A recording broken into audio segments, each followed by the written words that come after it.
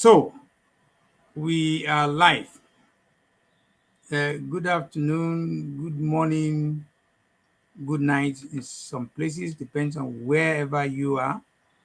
My name is Otumba Olabode Oseni, the talk show host on Otumba Who Latest. Today, 3rd of May 2023, the time in the UK now is 19 minutes after 5. Should be the same 19 minutes after every hours of different countries. It's going to be exactly 19 minutes after 12 o'clock in America, EST. And Alagba Chris, what 19 minutes after what is in your country? After 12. After 12, the same. Well, and I must quickly say, it's not over anything, but it's my joy, it gives me a lot of pleasure to have a friend, a brother, and a co-traveler on the a program with me. Somebody that believes that I must say, and he answered me, and that gives me a lot of joy. But the situation is this: this program is scheduled to host one of our highly talented film producer and the promoter in the name of Madam Bimbola Yodele. Unfortunately, there's a bereavement in the family, so she's unable to join me. And so what I then decided to do is, because I've already sent this notice out. See, all my subscribers, they are very few, not, it's limited edition. Shoot me, it's not targeted after a large audience because of anything, no. And I also want to appreciate all bloggers, all presenters, and all media people.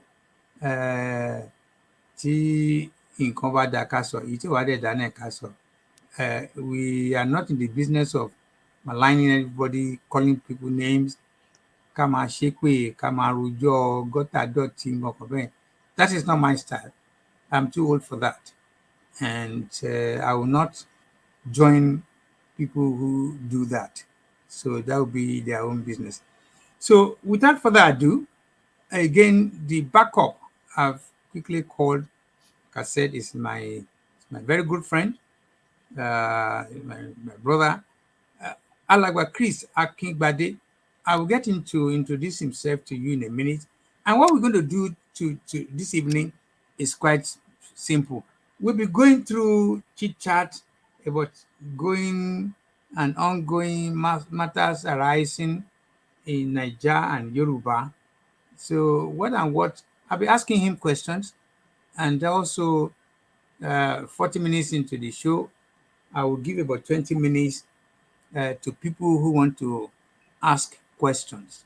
You can phone in. The telephone number is +44 7368 465 054. I'll repeat the number, +44 7368 465 054.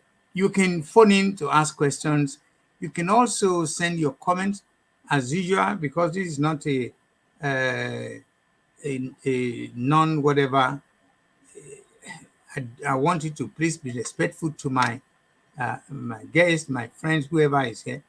Do not send any stupid or anything. I deliberately choose that word because some people are just into business of destroying or making people to know how stupid they are. I have to deal with that in the past. That's why I'm warning. You can send in your comments. Feel free to send comments, and we'll take it from there. So, without further ado, Alagba Chris, my good friend, ṣé àlàáfíà lẹ́wà? Kí ló ń ṣẹlẹ̀? Kí ló happen ní Canada? Ṣé ẹ̀yin níná? Ṣé omi yọ? Omi yọ? Ṣé election ti yín not long ago? Anyway, kò sí issue, kò sí nǹkan. But introduce ara yín first. Káwọn èèyàn tó ń gbọ́ yín kọ́kọ́ bẹ̀rẹ̀ sí. Who are you? ẹ ṣeun orúkọ tèmi ni Chris Akíngbadé mo wà ní orílẹ̀-èdè Canada ibi tí province tí a ń pè ní Ontario dẹ̀ ní ìlú tó súnmọ́ mi ó ní Toronto so mo jẹ́ kan lára àwọn tó ń ṣe àtagbà fún ká gba òmìnira fún ilẹ̀ Yorùbá mo sì jẹ́ kan lára àwọn tó máa ń ṣe akitiyan lọ́pọ̀lọpọ̀ lórí ọ̀rọ̀ ilẹ̀ Yorùbá èmi sì mọ̀ pé lágbára Ọlọ́run á ṣe é ṣe fún wa láìpẹ́ láì jìnnà ẹ ṣeun. Ẹ ṣé Alàgbà Chris.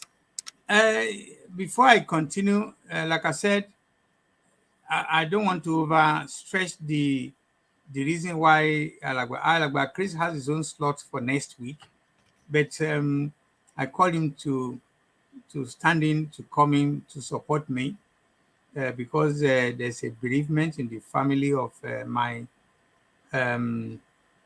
guest for tonight. Kí Ọlọ́run kó gbé family wọn sí afẹ́fẹ́ rere. Ikú is something nobody knows when, how, and date. We don't know it. So now, Alàgbà Chris, ẹ ń ṣàlejò Nàìjíríà, ẹ dẹ̀ ń ṣàlejò Europe, ẹ dẹ̀ ń ṣàlejò Yorùbá. Yoruba, when I say Yoruba, because you and I are in the same boat, we are striving, we are requesting, we are questing for a nation that will be called and known as Yoruba, and we are not shying away from that fact. It will be very good. It will be good, and we want it to be good to have this our own nation called Yoruba. Ẹ ṣàlàyé kí n tẹ̀ tó lọ síbẹ̀ ẹ jẹ́ kí n kàn bẹ́ béèrè one or two things before I will go to that major area of campaign. Ìjẹ́ ti gbọ́ pé one of the latest news nísìnyí is something to do with a property that worth about $11 million that's now bought by one of the children of the president-elect of Nigeria, Aṣíwájú Bọ́lá Ahmed Tinubu. Ìjẹ́ gbọ́n pẹ̀ àbí kílẹ̀ mọ́ ń pa ẹ̀? Ẹ ṣeun, thank you Ọ̀túnba. Nǹkan tí mo kàn rí lórí WhatsApp ni àwọn orí táwọn kan send nǹkan tí wọ́n send pé wọ́n mention properties mẹ́ta kan. Wọ́n ní kan jẹ́ 2.2, ìkejì náà jẹ́ 2.2, ìkan jẹ́ 11 million. Wọ́n sọ pé méjì ìtàkọ́kọ́ yẹn wọ́n ní àwọn ọmọ kékeré kan tó wà unemployed. Wọ́n ní wọ́n ra ilé yẹn pé wọ́n san cash. Ilé méjì tí mo kọ́ sọ 2.2 million. Then only 11 million yẹn wọ́n ní ẹnìyẹn wà wọ́n ní semi-employed. Wọ́n ní ó ra lé 11 million. Wọ́n ní ó dẹ̀ san cash. So nǹkan tí mo mọ̀ nìyẹn. Ṣùgbọ́n mo mọ̀ pé wọ́n sọ pé wọ́n ń dárúkọ ẹnìkan pé ó jẹ́ ọmọ Alàgbà Tinubu. Èmi ò tí mọ̀ kí n ṣe ìwádìí tèmi dáadáa lórí ẹ̀. Ṣùgbọ́n nǹkan tí mo kàn rí tí wọ́n ti sọ tí mo rí tí wọ́n post sórí àwọn forums kan tí mo wà òun ni ìyẹn. So mi tí mọ̀ bó bá ṣe jẹ́ later on má lè ṣe àlàyé ẹ̀. Ṣùgbọ́n nísìnyí báyìí mi ò mọ̀ àlàyé kankan tí mo fẹ́ ṣe ju nǹkan tí mo ti rí kàyé tí mo sọ. Ẹ ṣeun. Ẹ ṣé, traditionally, well, the way you and I get information is these days, thanks to media, internet, tó ń gbé atẹ́gùn yẹn tó fi ń gbé oríṣiríṣi. When I look at how many postings tí mo ti ṣe láti nǹkan bí aago 5 àárọ̀ yìí, I must done about 10. But all these 10 postings, clips, they are very useful. They can be very helpful. Some of them will treat area of medical, social, cultural, and some scientific, and media itself. So, like O'Reilly said, you are right to say more information you don't know until when you do your verifications. And that brings me to not everything tabari repost. But you mean what tabani and you post it. Once to bat in forwarded lori, so the man send the ọ̀tá mi ọ̀rẹ́ mi kó má ṣe yẹ̀yẹ́ because kó tó dọ́dọ̀ mi ní the way the media operate bóyá àwọn 100,000 tiẹ̀ ti rí already so kí là ń bò ń bẹ̀. So some of these postings can be very, very useful. Having said that, now the situation again is in Nigeria. Òun ni wípé we have just concluded an election, but completed will be in two folds. Completed, number one, will be if the court reacts to the àwọn complaints kan before inauguration. Inauguration is on the 20, kí ni ẹ̀ náà again? 29th of this month. If we hear that the judiciary has looked into the complaints of other political parties, well, we take it from there. If not, so there will not be anything to stop inauguration of Asiwaju Bola Ahmed Tinubu. What's your take on his election? Yeah, Esheun, thank you very much. My take on Tinubu's election, because I know there won't be any vacuum in a nation. So if one government has spent its term and another one is coming in, so be it. Personally, I do have some disputes regarding the election, not the outcome of the election. I'm not talking about the outcome. I'm talking about the election itself. Okay. So, but any election must have a winner. And as it is officially, we have been told and we believe, because the result was announced by the body constituted for that particular purpose, which is called INEC. So until the court proves otherwise, we have to hold on to that INEC result. INEC has officially declared Asiwaju Ahmed Bola Tinubu as the winner.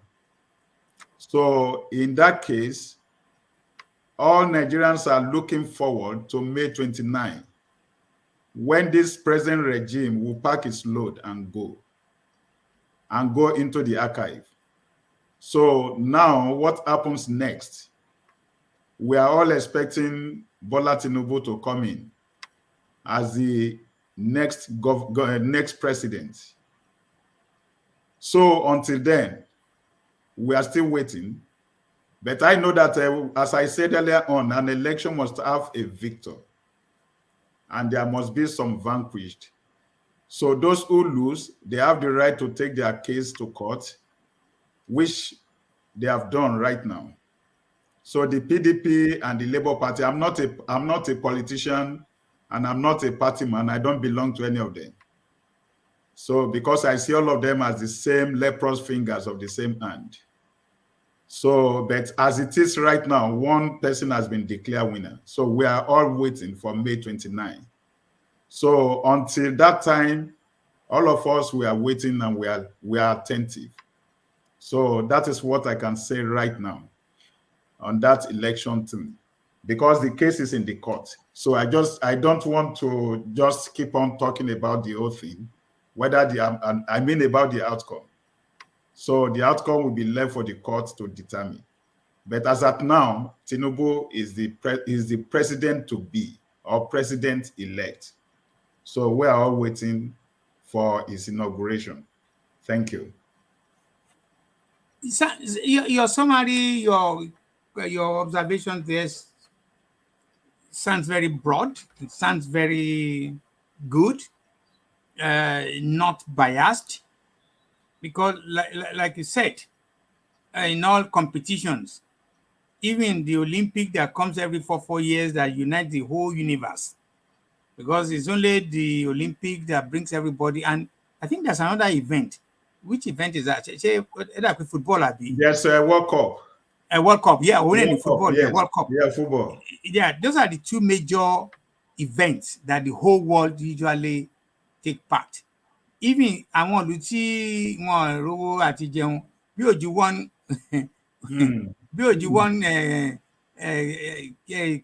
compete kìíní kan ascend ó lè jẹ́ short put ní kọlùkàn máa jù Benny. So so that is also a form of competition. Yeah. And in all this competition where millions of people take part, where thousands of people take part, there will always be a for gold, silver, and bronze. Yes. So as we speak now, the election has come and gone, and you said it very rightly. The umpire, the organization, or the whatever you want to call it, INEC, that was chosen to oversee, to see to the election and come out with a result. So the result we have now is the result of President of elect of Bola Ahmed Tinubu. And before I even go to some other area of that election, do you feel in particular happy because Bola Ahmed Tinubu is a Yoruba or is a Nigerian? As I said, that I have my personal reservations against the whole election. Okay. So yeah, so it doesn't concern me whether it is Tinubu or anyone, because I know that Nigeria is not a nation. Nigeria is a conglomeration of nations. So, and we all see what is happening in Nigeria, that Nigeria is more divided now than ever before. Not Chris saying it, everybody has been saying it. In the recent times, we have had high dignitary people that they have said so. Nigeria is more divided since I was born up till now. Nigeria is more divided now than ever before. So I'm bothered about Nigeria, and because all along I have claimed to be a Nigerian, but I see that Nigeria is no longer Nigeria that it used to be. So I have started shifting my base from being a Nigerian to being a Yoruba person, which I have been. So my emphasis, my focus is on Yoruba nation. Because when I see things happening to Yoruba in Nigeria, let me tell you this. Anybody that is 20 years old and above in Nigeria should know the history, even though they have abolished history in the schools. Prior to 1960 independence, the North, the East, they were afraid of the Yorubas. Why? Because they thought the Yorubas were sophisticated and were more advanced, and that we have this wisdom. So everybody was afraid. They were thinking that Yoruba would dominate them if we're called in Nigeria as at that time. But look at it 60 years down the line. See what has happened. The Yoruba that everybody was afraid of that time has become a laughing stock.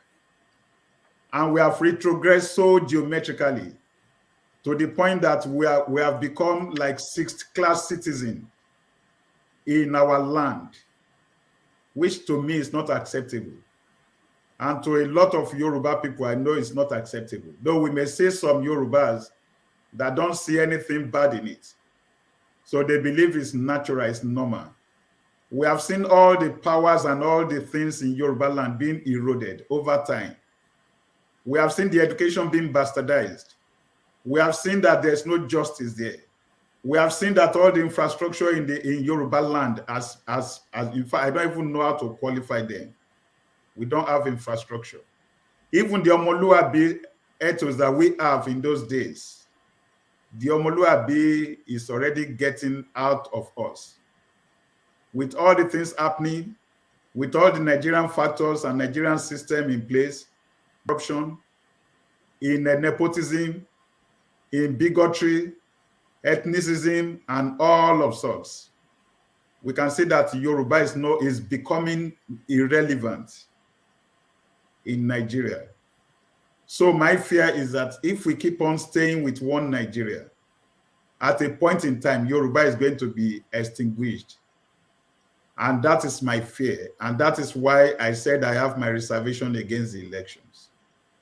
I want Yoruba out of that country. Until we get out of that country, all these people here and there, They are going to take all our Omoluabi and from us, and in 10 years' time, there will be nothing like Omoluabi in us again.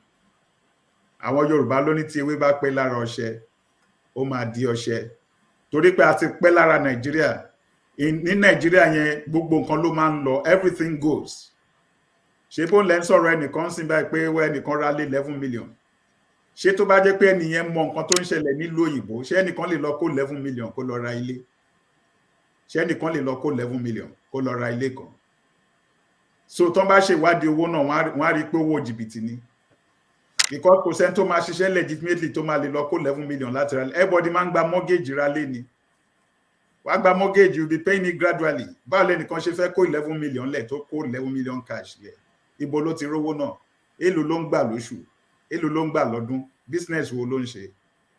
That is just that. That's why I said I have my reservation about the elections.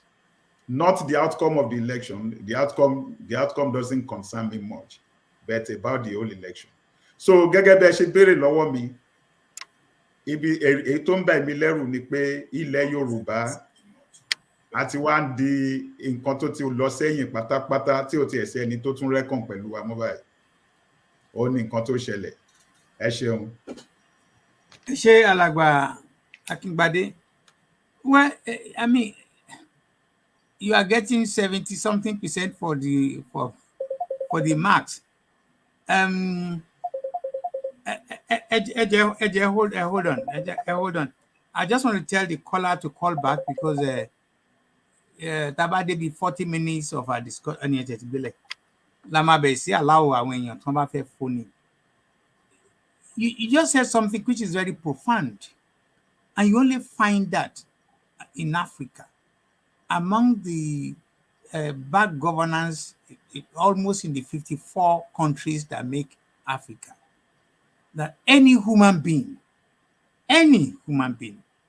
as a matter of fact, most of our who is who, tán wà ní Canada, ní civilized crime, tán wà ní Germany, tán wà ní Australia, America, England, you hardly can find anybody to malorale $11 million cash. It just doesn't make sense. But because these are money that are either ill-gotten, but kind of money that are taken at this advantage of others, so people just use that money anyhow. And you are right to say that. I mean, that's a frank statement. It's an open thing that nobody can afford to close it. Right. Actually, well, moving forward, there's also recently there have been a couple of media hype. One of them is saying Obi was arrested in UK, and that Obi has now come up openly and said, and he said he lives in Europe, he lived in the UK for 12 years, that never has a British passport. What exactly is the media? Again, we have agreed that the election has been concluded. We are just waiting for completion. Why are media coming up with this kind of defamation, maligning, and all that kind of clear? Please. Yes, Otumba, that's the politics being played in Nigeria. Because as I said earlier on, Nigeria is a land that everything goes. And that's why you see things that are wrong going on in that place unchecked. It is not only in Nigeria they do politics. They do politics in the US, they do politics in Canada, they do politics in the UK, everywhere in the world they do politics. But in all those advanced countries, they will do politics that they will focus on the matter, on the interest of the nation. That is the focus that's what they focus on. But in Nigeria, we focus on the relevant things instead of focusing on the things that will benefit the nation. You see, when we hear these court cases that they have gone to after the election, you see what they are hammering on. They will say drug baron. They will say somebody is this person is that. Instead of them to fight on the result of that election, which is the main thing that has brought them to that tribunal. But we are hearing so many rubbish things that are outside the election. What has being a drug baron got to do with somebody winning an election? What is all of them? You see, they are exposing themselves, revealing so many things that are not supposed to be. All those politicians in advanced countries, they too, they are not clean. They are not angels. But you hardly hear them saying this one is a drug baron, this one is a mafia, this one is it. You don't hear them say so. They focus on the issues at hand, and that is what they should do. This one about to be is part of the politics. Somebody just sat down somewhere and brought out that thing just to defame him, just to rubbish him. The same way that he and his party is also rubbishing other people. Because it's not, when we say will be, it's the same thing happening to all of them. You see, one party will rubbish the other one will look for another thing to expose and rubbish this other person or the other party. That is what they do. So they are not doing politics of interest.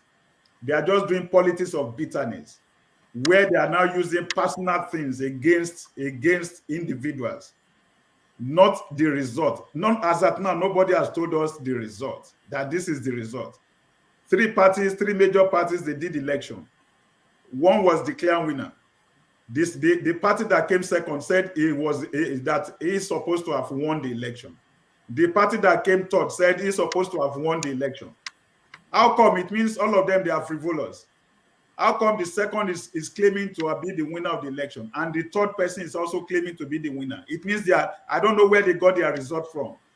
If they all got the same result and there's manipulation, the result supposed to be saying, is it not arithmetics? 1 + 1 is 2. It was counting. So I don't know why the second and the third, they are claiming that they are the winners. It means something is wrong somewhere. So that's the whole thing there. So everything is just bogus. Everything in Nigeria is just frivolous. Everything there, I don't even know so many adjectives that you can use to qualify them.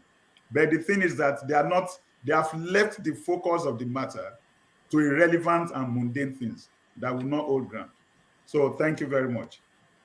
ALAGBA, thank you. You see, òyìnbó máa ń pe kinní kan ní president in the law business.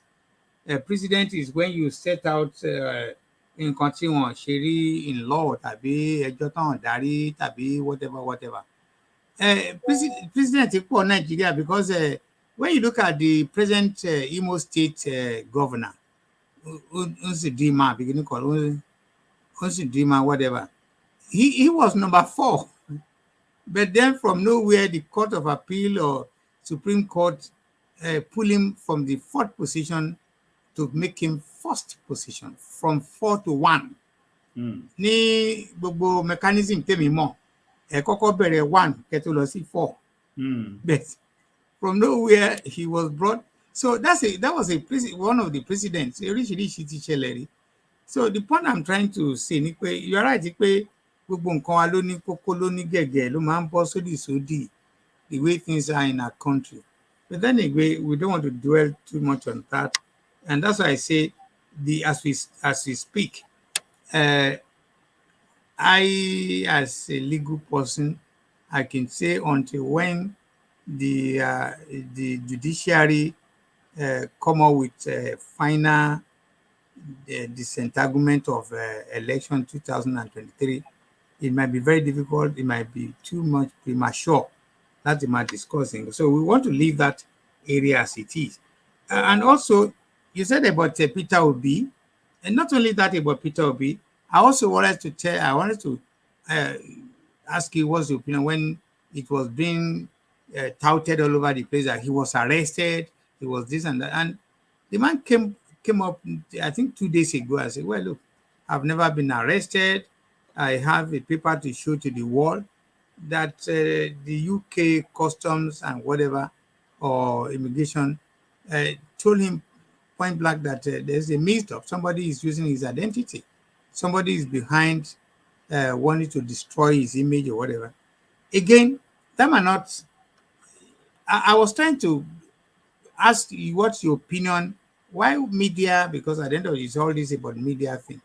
Why why are some people out there to destroy other people because of whatever reasons? And you'll be shocked that the president-elect might even don't have any knowledge, do not have anything to do with it. As far as it's concerned, he's resting in well, look, in the competition, he has won the election. His main concern will be how to put up a very good government team to work for him and so on. But let me quickly skip that. Don't let us dwell too much. Another one of the main the Ninth Assembly politician, Deputy President Ikwere Madu, is also in prison here relating to organ harvesting, and it's all about his daughter. What do you want to say to that? What should he have done, or what has he done wrong that now brought him to where he is? Thank you, Otumba. You see about the Nigerian politicians. I don't pity when things happen to them. I don't pity them. It's just unfortunate for that little girl that was involved because she had that disease. But regarding the politicians, even if they are dying like this, I will not even give a damn. Because why? They have allowed millions of Nigerians to die. Unnecessary death they have caused. Ikwere Madu was one of the leaders in Nigeria. If they are counting from 1 to 10, Ikwere Madu was among the top 5 or 6. He has been in that house in fact, before my mom was born. I can't even. But what has he done there? What is his influence? What benefit has he given to the people? He could not influence the lawmaking process and the government and say, let's establish an hospital. You see, Nigeria, all those leaders, if something is happening to them, I won't pity them because they caused the whole problem. It doesn't cost much to establish a standard hospital, for God's sake. It doesn't cost much. The money that the former AGF stole is enough to build 2 standard hospitals. 2 standard, when I say standard, with world-class facilities. Why are these people so wicked? It's just because they are so wicked, the lives of Nigerians don't matter to them. That is why.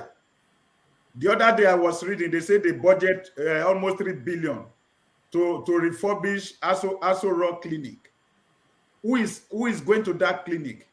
Why are they voting 3 billion, for God's sake? 3 billion naira. 3 billion naira can still construct a good hospital. It's because these people don't care if Nigerians die. Why should I bother about them when they are suffering? As far as I'm concerned, Ikwere Madu should be jailed and should be jailed for life. It doesn't concern me. Because if he had done his duty in Nigeria with all his colleagues, they will have, even if they cannot establish hospitals, they have 36 states in Nigeria. There's nothing wrong in having 6 standard hospitals in Nigeria. Let's even say they have 1 in each region. Nigeria has 6 regions. For God's sake, with all this Ikwere Madu, the long time he has stayed in that house, what is his purpose? What's his usefulness? So when this thing happens to them, I am not one of those that will pity them. That is just my own. That's just my own. Because this man could have influenced that hospitals be built. The problem with all these leaders is that because they always come to Europe, they go to America, they go to Dubai. So they don't bother about what happens to the millions of people out there. Do you know that even in the hospital in Nigeria, for you to even do one test, they can say you should go and bring 500,000 naira.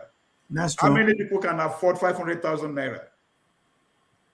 The same test that they would do here where I am, free of charge for anybody.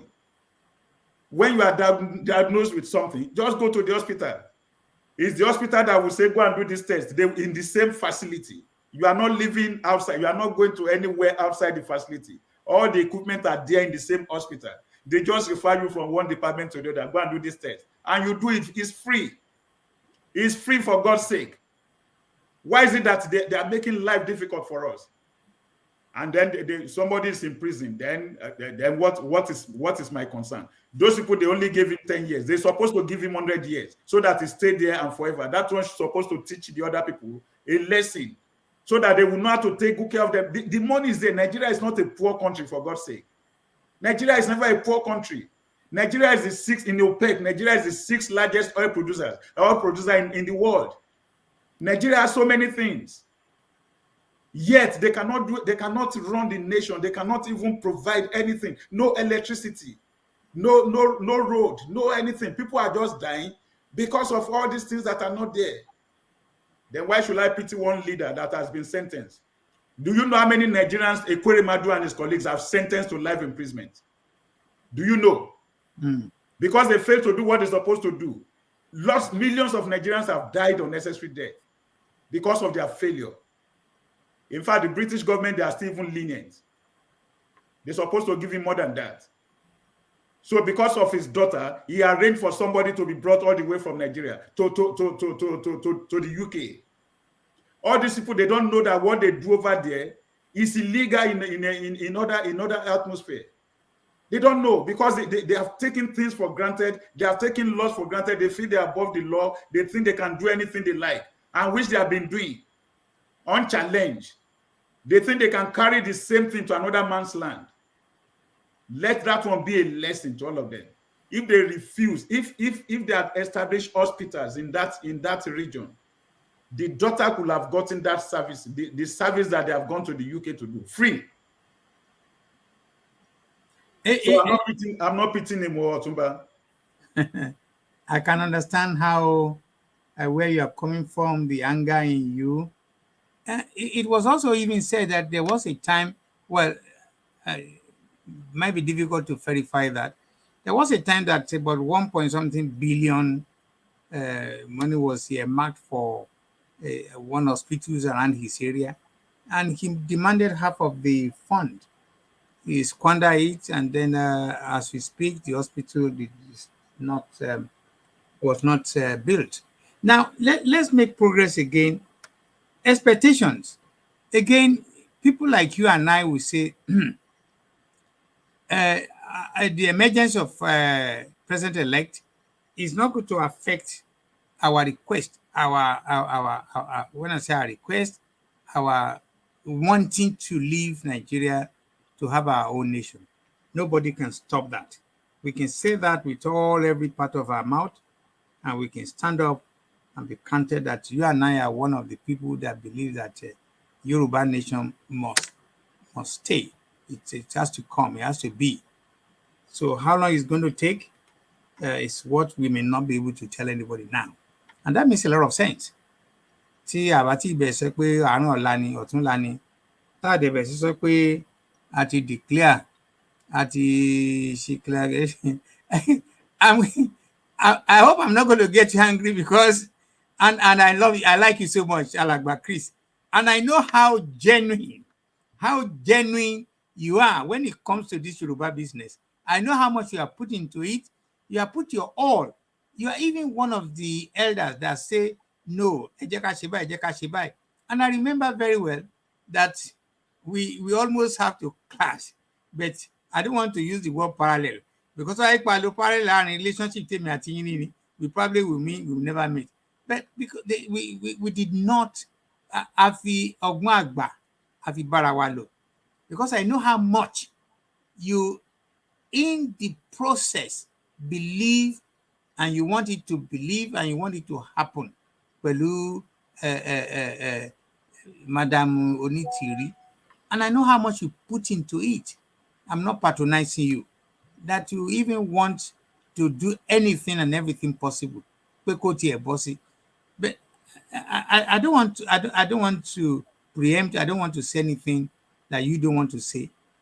Going back with all what you put into the relationship so far, especially now in bracket, or let me say in bracket with Madam Onitiri, what what will you say to people listening to it? Because I can imagine there are hundreds of people listening to us now, and this program is being recorded for prosperity.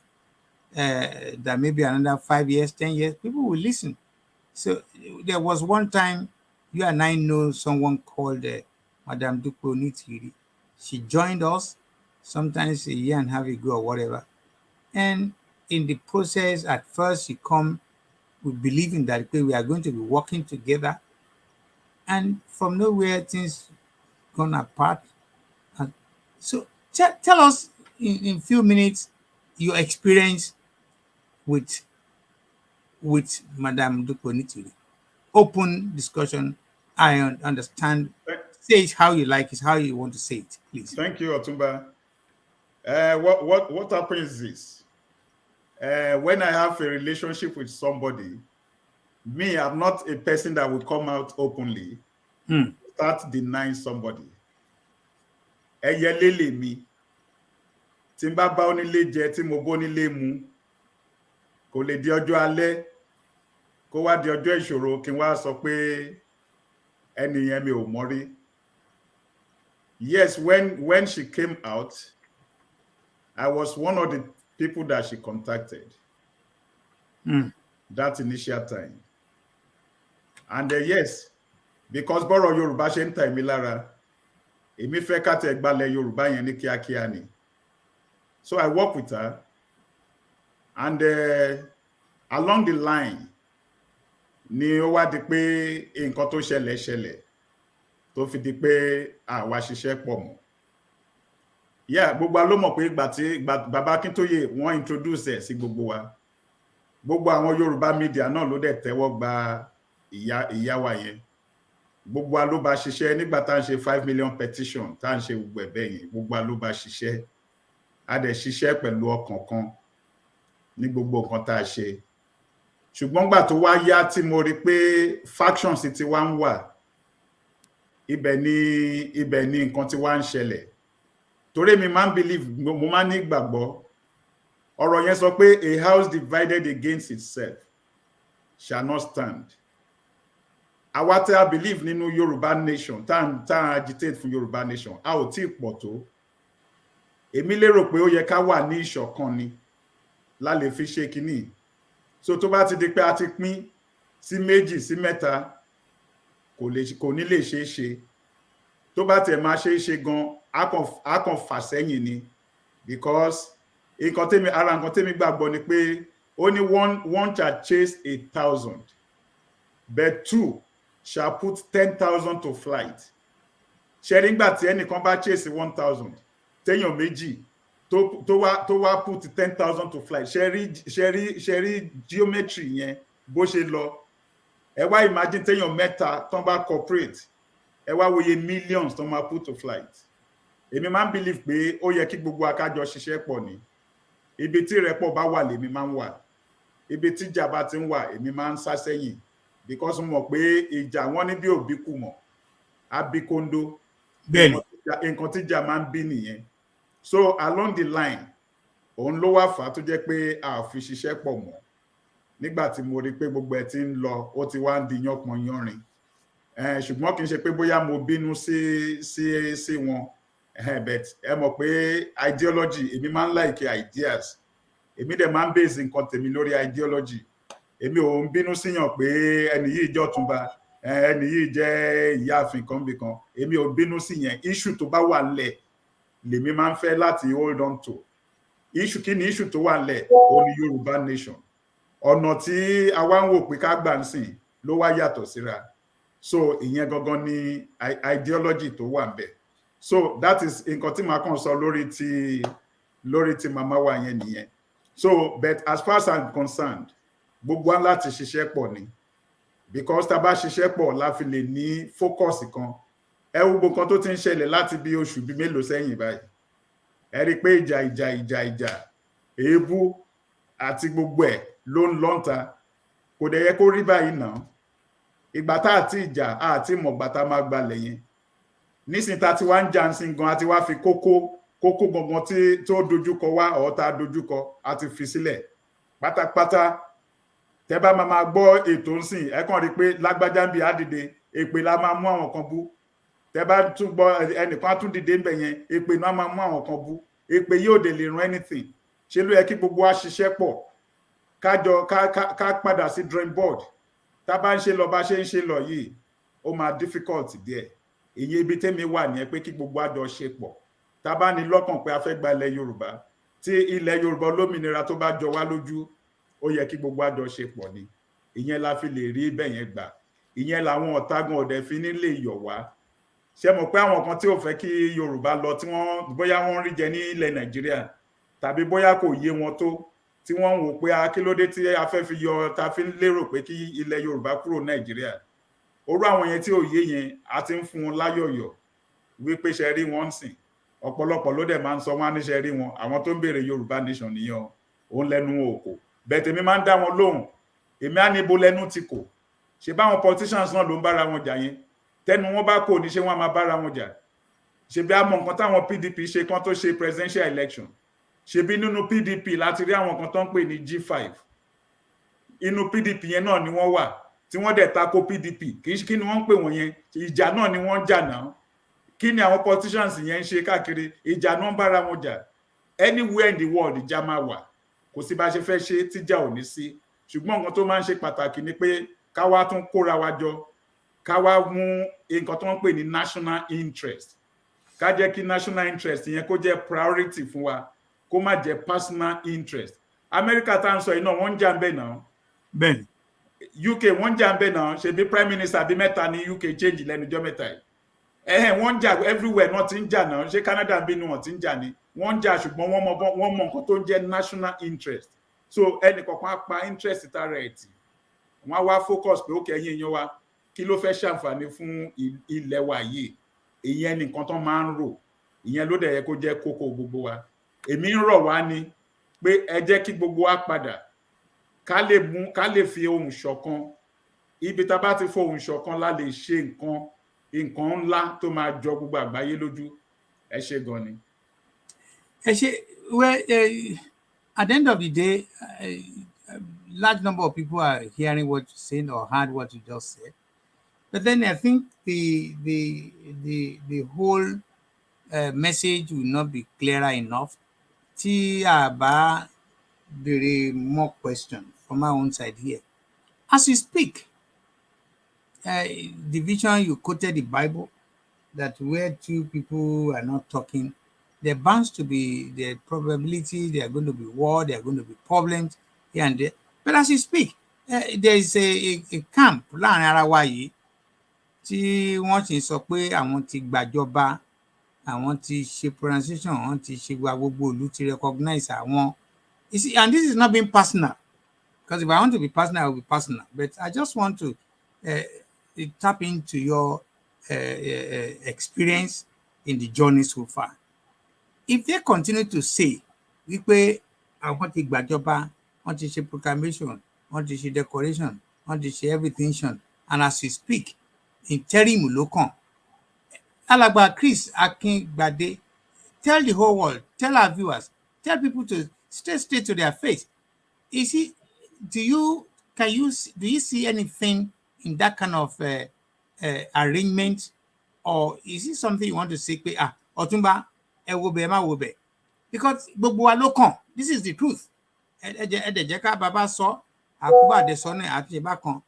But again, like I said, knowing your experience in this journey so far, you are one of the elders. Share that statement. Does that hold water, or that a promise, or that kind of saying to people? So àárín ara wa náà ni gbogbo wa wà. Àníṣe, I'm gonna change the government. So what will you say to an average person? So if join ẹgbọ́n náà Alàgbà Chris, ṣé òótọ́ ni àwọn kan ti gba Yorùbá nation fún wa? Kí lẹ máa sọ fún wọn sà?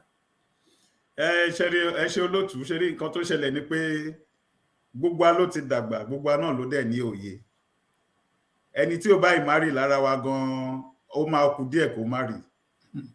Ẹni tó bá dẹ̀ ti lè márì, tó lè níyàwó, tó lè lọ́kọ, ó ti tó dálé, ó ti tó control ilé nìyẹn. Ilé náà ni gbogbo Yorùbá nation affair tá ń sọ yìí. gbogbo náà ló mọ nǹkan tó tọ́ àti tábà ní a ṣe declaration àti ìgbà ilẹ̀ yẹn tábà ní a ṣe reclamation àti ìgbà ilẹ̀ wa nǹkan tí mi ń sọ ni pé gbogbo wa láti padà wá ká fọwọ́ ṣọ̀kan kì í ṣe pé kẹ́nìkan lọ kó lọ ní òun fẹ́ ṣe tòmí kò sí bó ṣe fẹ́ ṣe bó ṣe fẹ́ yanjú a ò tí gba ilẹ̀ Yorùbá gẹ́gẹ́ bí wọ́n ṣe ń sọ gbogbo wa láti padà sí drawing board ni a ń láti fọwọ́sowọ́pọ̀ ká ṣe wá lọ replan pé òkè kí ni ká máa ṣe henceforth ká má sọ di eré ọwọ́ because tí a bá sọ pé a lọ occupy a ti wà lórí ilẹ̀ wa yẹn already kì í ṣe pé bóyá ń bọ̀ láti òkèrè orí ìtàwọn ọmọ Israeli tí wọ́n gbéra kúrò ní Egypt tí wọ́n ń lọ sí ilẹ̀ wọn ilẹ̀ ibi tọ́lọ́ ń promise wọn ilẹ̀ ibi tọ́lọ́ ń promise wọn kì í ṣe pé ilẹ̀ àjòjì ní ilẹ̀ tí bàbá ńlá wọn ti wà tẹ́lẹ̀ náà ni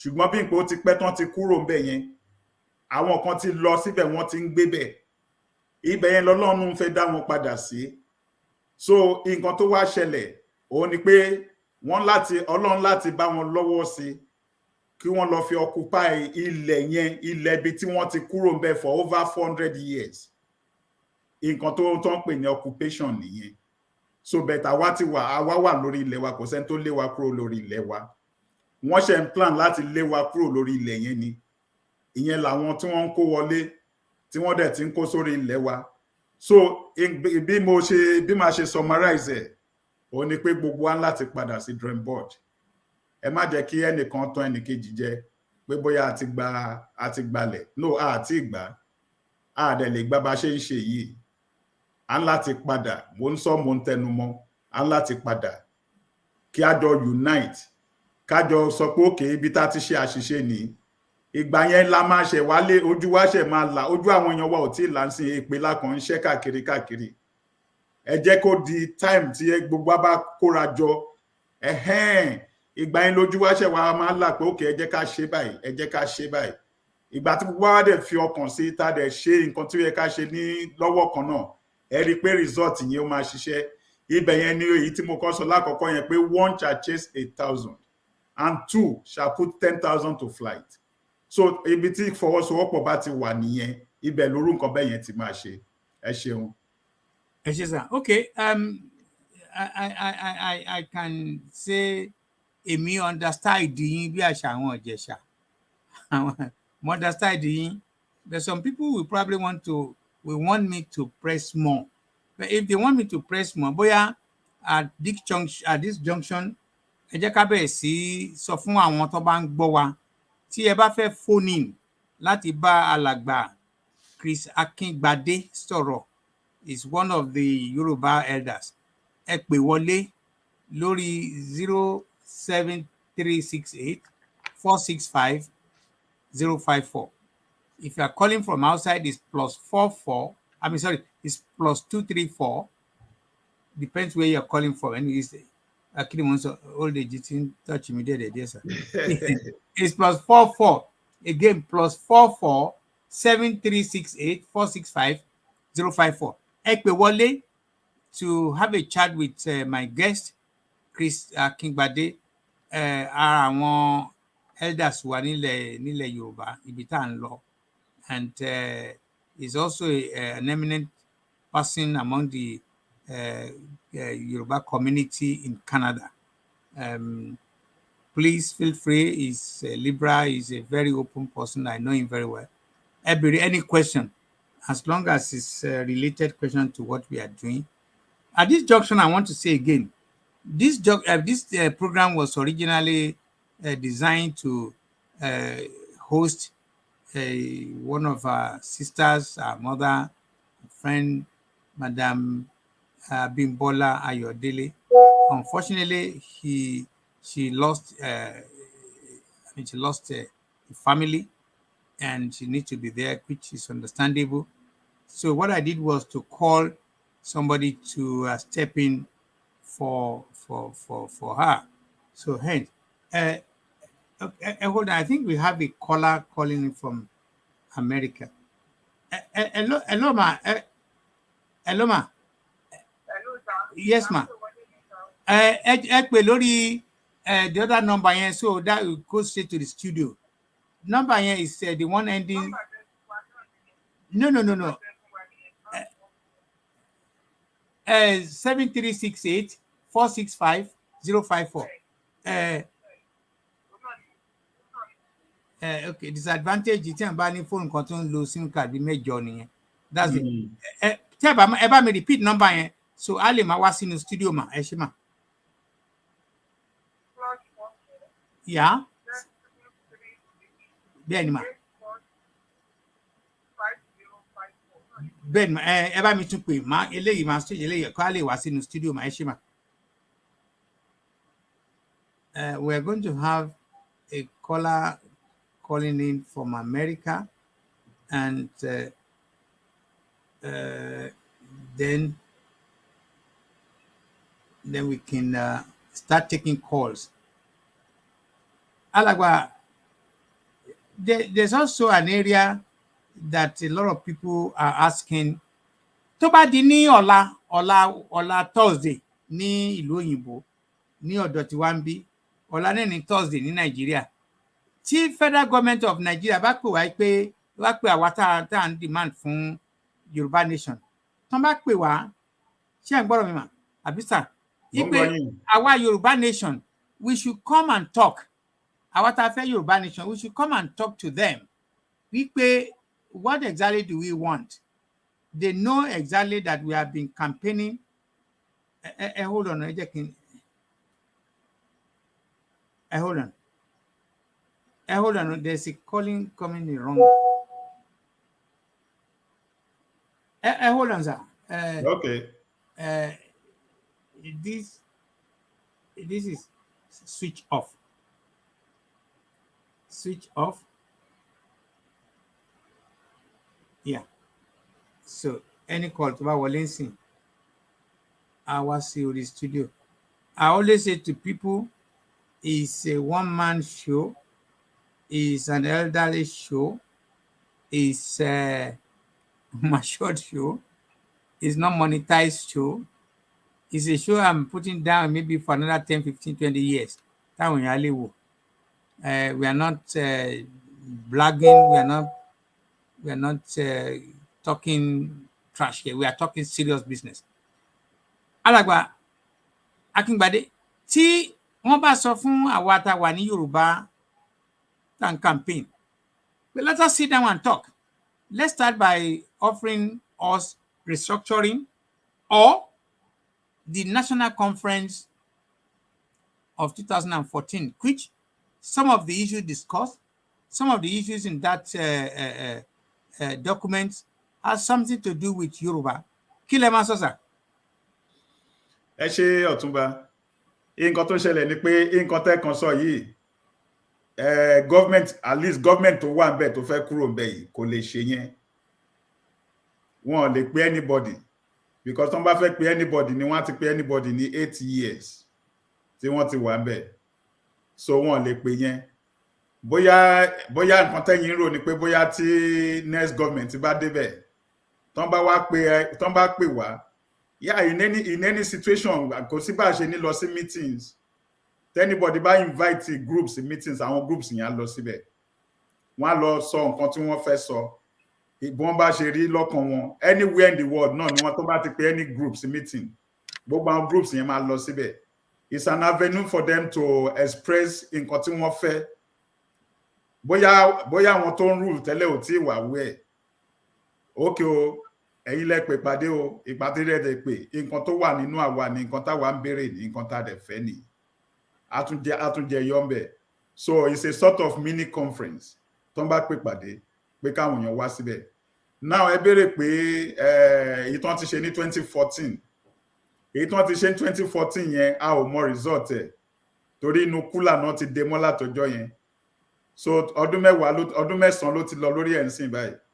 So a mọ nǹkan tó wà ńbẹ̀. Until tọ́n bá gbé jáde bóyá some of the things tó ń recommend ńgbà yẹn bóyá ó ti wà outdated, because tẹ́ bá wo bí Nàìjíríà ṣe rí lẹ́yìn 2014, ẹ rí pé Nàìjíríà ti wá bàjẹ́ sí lẹ́yìn 2014 sí wò yìí. So ó ṣeé ṣe kí wọ́n rí lára nǹkan outcome 2014 conference wọn ó ṣeé ṣe kan ti rí so many things as at that time wọn tí kò gbogbo military formations in Nigeria lọ sí north as at that time gba gbogbo nǹkan wa tó ní as at that time so nísìnyí báyìí wọ́n ti gba gbogbo ẹ̀ as at that time wọ́n. Hold on, Alagba Fasha, we have a caller from America, Dr. Jine Fashakin, ara àwọn Yoruba leaders, well known for so many things. She has contributed to the enhancement of this journey. She occupies a very enviable position in the journey, and that needs to be recognized. And you and I know that very well. I think Dr. Jennifer Fashakin, kí ni tí ẹ fẹ́ bá wa dá sínú ọ̀rọ̀ tó wà nílẹ̀? Ẹ ṣé, mo kí yín lótú, mo kí àwọn bàbá wa àlejò wa. Ẹ ká sọ máa. Gbogbo akọ́lẹ́jì yẹn tí mo mọ̀ bóyá Janet Fashakin tẹ́lẹ̀ yìí akọ́lẹ́jì yẹn wà fún. Dr.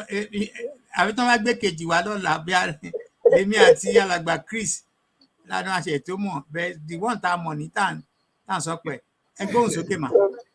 Ẹ ṣé, àdúpẹ́, ẹ kú iṣẹ́. Yorùbá nation no going back. Mo fẹ́ bi bàbá wa Chris, ẹ kú iṣẹ́. Ẹ ká sọ máa. Ẹ kú atótónu Yes ma'am. Ẹ jọ question tí mi fẹ́ bi yín ni question tí ọ̀pọ̀lọpọ̀ àwọn tí ò sí l'agitation yìí tọ́mà tó rérò pọ̀ níta tó ń wo àwọn tí wọ́n gbójú síta lórí agitation. Mo dẹ̀rù pé yín náà máa mọ̀ bẹ́ẹ̀ pé tó jẹ́ pé àwọn náà fẹ́ Yorùbá nation lò bóyá nítorí bẹ́ẹ̀ ṣe sọ lẹ́ǹkan, bóyá nítorí gbogbo nǹkan tí wọ́n ń rí èpè èébú kọ́ máa bú àwọn àgbàlagbà wa kọ́ máa ṣe gbogbo oríṣiríṣi yẹn, bóyá yẹn ló jẹ́ kí wọ́n tàdí mẹ́yìn ẹ̀, ṣùgbọ́n ọkàn wọn wà nínú Yorùbá nation gidigidi tọ́lẹ̀ máa ń pè láti gbàgbà pé ìwé kílẹ̀ ti ṣe rò sí kílẹ̀ ti ṣe mọ̀ sí. bóyá tó máa ń bi mí náà ni pé kí ló tún kàn sí. Èmi náà ń bi yín pé ẹjọ́ sà kí ló tún kàn sí. Ok, ẹ ṣeun mà. Nǹkan tó kàn sí ṣe rí question tẹ béèrè yẹn question tó tóbi ni. Ó dẹ̀ mọ àlàyé gẹ́gẹ́ bí mo dẹ̀ ṣe mọ̀ Ọlọ́run gangan ló ní ètò níkàáwọ́. Àwọn ọmọ èèyàn kan máa ń try ni. A kàn máa gbégbèsè kan, sometimes a máa gbégbèsè kan síwájú. A máa ń rò pa ń progress níbẹ̀ tí gbèsè míì ta tún máa gbé, bóyá méjì ta tún máa gbé ó máa tún fà wá lọ sẹ́yìn ìgbẹ́ tá ò mọ̀. Gẹ́gẹ́ bí òye wa ṣe mọ̀ la fi ń ṣe nǹkan. So gẹ́gẹ́ bí ìbéèrè tẹ béèrè pé kí ló kàn. Ṣé rí nǹkan tó kàn ní first thing ta nídà ti fi ṣe priority ó ní ká lọ unite. Ṣé rí unity yẹn Ọlọ́run kan lè fún ẹnìkan tí ò gbọ́n tí a rò pé kò gbọ́n, Ọlọ́run lè fún ní idea ibi tá bá ti wà united. Òótọ́ ni gbogbo á fẹ́ ilẹ̀ Yorùbá yẹn, ṣùgbọ́n bá ṣe ń bá lọ yìí ó difficult because àwa fúnra wa gan tá ń jà àwa díẹ̀ náà tẹ́ bá wo yà àwa tó ń béèrè fún ilẹ̀ Yorùbá ń sìn. A ò pọ̀ tó àwọn tí ò béèrè. A ò pọ̀ tó àwọn tó dákẹ́ lọ́kàn wọ́n fẹ́ ṣùgbọ́n wọ́n dákẹ́ wọn ò sọ̀rọ̀ síta. A ò pọ̀ tó wọn. Now kí wá ló máa ṣẹlẹ̀ ń sìn? Ó ní pé tí àwa díẹ̀ tí ó ń béèrè yẹn tá gbójú síta, tá bá lè farabalẹ̀ tá sọ gbogbo nǹkan nù, ká wá ní ẹ̀mí ìrẹ̀lẹ̀, ká fìmọ̀ ṣọ̀kan. Ẹ rí pé a máa wà surprised àwọn tó wà ń tà yẹn tán máa wọnú ilé wá join ìdí wa. Ẹlòmíà náà ò ṣẹgbẹ́ o, ṣùgbọ́n òun fara mọ́ nǹkan tí à ń sọ ìtòrọ́ ọmọ Yorùbá pọ́nbélé lòun. Òun dẹ̀ fẹ́ ká kúrò. Idea báyìí ló wá sí mind òun, nǹkan báyìí ló wá sí ọkàn tòun, nǹkan báyìí lòun lè ṣe, nǹkan báyìí lòun lè fi sílẹ̀. A máa wà surprise nígbà tí gbogbo ẹ̀ bá ń wọlé bẹ́ẹ̀ yẹn tó ń wọlé fún wa. Lójú tèmi, number one thing ta nídà ti ṣe ó ní pé ká lọ unite. Nígbà tá bá wá unite yẹn, a ṣẹ̀ máa wá wò pé okay, kí ni nǹkan gan ibo ló yẹ ká dorí kọ. Inú unity yẹn ló máa lead wa sí the next step. Next step yẹn sì pé àwa wà focus pé okay o, nǹkan tá ń lé yìí ìbẹ̀rẹ̀ lámọ̀ a ò mọ ìgbà tó máa parí. Honestly kò sẹ́ni tó máa mọ̀ ìgbà tí agitation for a nation máa ń parí. Àfẹn tó bá ṣojú ẹ̀ tọ́lọ́run dá sí tó ṣojú ẹ̀ ó lè lo long years kó tó di pa achieve ẹ̀. Ó dẹ̀ lè jẹ́ nǹkan tó máa dé ní kíákíá. so kí la fẹ́ ṣe òun ni pé tá bá ti wà united a lè re-strategize mi fẹ́ lo restructure a lè re-strategize ibi tá bá ti re-strategize yẹn láti lè máa lé primary objective wa lọ a dẹ̀ ní lọ́kàn wípé whatever tó bá ṣẹlẹ̀ kò lè yẹ wá kúrò ní ọ̀nà yẹn nǹkan tá lè ṣe nìyẹn Ọlọ́run gangan ló máa ń báyàn gba ilẹ̀ Ọlọ́run ló dẹ̀ máa ń gba aláìlágbára kúrò lọ́wọ́ alágbára bẹ́ẹ̀ tí wá ní pé ká fi inú kan ṣe nǹkan tá fẹ́ ṣe Ọlọ́run gan ló máa ṣe kinní yẹn kò sí ẹni tó ń fi òye ara ẹ̀ gba ilẹ̀ kò dẹ̀ sẹ́ni tó ń fi ọgbọ́n ara ẹ̀ gba nǹkan Ọlọ́run ló máa ṣe tó jẹ́ pé a kàn kó sínú àwọn alágbára yẹn àwọn èèyàn ní òkè ìjọgbọ́n yín gan tẹ̀ ti pọ̀ jù ó yá ṣe ilẹ̀ yín lẹ fẹ́ ó yá tó bá di October 1 2023 ó yá ẹ bẹ̀rẹ̀ òkè ẹ̀yin náà ilẹ̀ yín lẹ fẹ́ òkè a tẹ̀ fẹ́ live in peace gbogbo àti mọ́ra tipẹ́tipẹ́ náà kò yẹ ká máa bára wa jà òkè ẹ̀yin tẹ́ fẹ́ lọ yóò yá ẹ lọ tó bá di October 1 kí gbogbo wa ká fọ́nká Ọlọ́run ló máa ń ṣe irú nǹkan bẹ́ẹ̀ wọ̀nyẹn kì í ṣe agbára wa agbára kọ́ ló ń gbà but nígbà tá a bá ṣe bó ṣe ká ti ṣe a máa get result yẹn so bí mo ṣe lè dá yín lóhùn nìyẹn mà ẹ ṣé mà. ẹ ṣé gan ni bàbá wa mo mọ̀ bóyá mo tún lè béèrè kan sí from that. ẹ béèrè mà. ẹ gọ́ ǹsán mà ẹ gọ́ ǹsán mà. ọ̀rọ̀ àìsà ok nígbà tí ẹ̀ ń sọ̀rọ̀ unity ẹ jọ̀ọ́ sà ṣé bóyá èmi rò pé èèyàn ò lè fọ́ọ̀tì ẹnì kankan láti wà united pẹ̀lú òun mo rò pé àwọn olóyìnbó máa ń sọ pé it takes two to tango I also add to it that it takes two to make up òkè tí ìyá bá wà tẹ́ bá sọ pé ẹ fẹ́ kó parí tẹ́nìkan bá sọ wípé òun ò fẹ́ kó parí ẹ lè fi dandan mú ẹni yẹn ẹ dẹ̀ lè sùn rẹ̀ sí kóòtù ṣé iṣẹ́ ò wá ní tẹ̀síwájú mọ́ ni mo fẹ́ give example ìyá wọn yìí tí tó sọ wípé tí òun bá bàbá òun sọ̀rọ̀ bàbá òun máa kú tí ò dẹ̀ ń ṣe ọ̀rọ̀ tó dáa láti ẹnu ọmọ tó wá láti ilé ìrìnnà sọ́yìn ṣé irú ẹni tán ló máa kú yẹn á wá lọ bá ẹni tó jẹ́ pé tóun bá ti bá sọ̀rọ̀ òun máa kú yẹn á wá fẹ́ lọ bẹ́ni yẹn sọ̀rọ̀ dandan ni kí unity lè wà ní àbí ọ̀nà àbújá míì wà bẹ́ẹ̀ bí ẹni tó gbé nǹkan lọ tó ń gbé nǹkan kan tó lóun gbé nǹkan pamọ́ láti rí wípé òfo la bá ń díẹ̀ ṣé ká sì máa wá bá ṣe máa bá ṣe unity náà kó lè máa gbé òfo yẹn ní àbí kí lẹ́rù pẹ̀lú ìyẹn àwọn èèyàn dẹ̀ máa ń bi ní màálé mi èmi ò mọ ánsà sí àdókòwò àǹfà tó dà tí sọ̀rọ̀ ẹni tó gbé àgbà wa ṣe rí mi mọ̀ bóyá mo clear. ok ó yé mi ṣe rí unity yẹn nǹkan tí bó ṣe rí nì tẹ́ bá wo nǹkan tí unity máa ń mú wá unity ò ṣe force fún anybody ẹni tí ò bá nífẹ̀ẹ́ sí láti wà united kò sí bó ṣe fẹ́ ṣe but nǹkan tó wá ṣẹlẹ̀ ní ṣe rí inú tabaníká máa dódera wa ó lè má possible but ó possible lọ́nà kan nǹkan tó ṣẹlẹ̀ ni pé tá bá rẹra wa sílẹ̀ kò lè sí unity láì jẹ́ pa rẹra wa sílẹ̀ èmi àtọ̀túnbá àtijọ́ wà ní kíní tá àtijọ́ disagree lórí some things but ìyẹn ò mí pé àlejò ṣe nǹkan àákàn tún fi yẹn lẹ̀ ní èmi àtọ̀túnbá ti wà ní committee kan tó jẹ́ pé wọ́n ní ká lọ ṣèwádìí nǹkan kan a dẹ̀ lọ ṣèwádìí nígbà tí wọ́n mú àwọn ọmọ wa ní Ọjọ́ta ní ṣe last year ni tí wọ́n ṣèwádìí a dẹ̀ lọ ṣèwádìí a dẹ̀ rí nǹkan tó ṣẹlẹ̀ a dẹ̀ wò pé tá bá gbé findings yẹn síta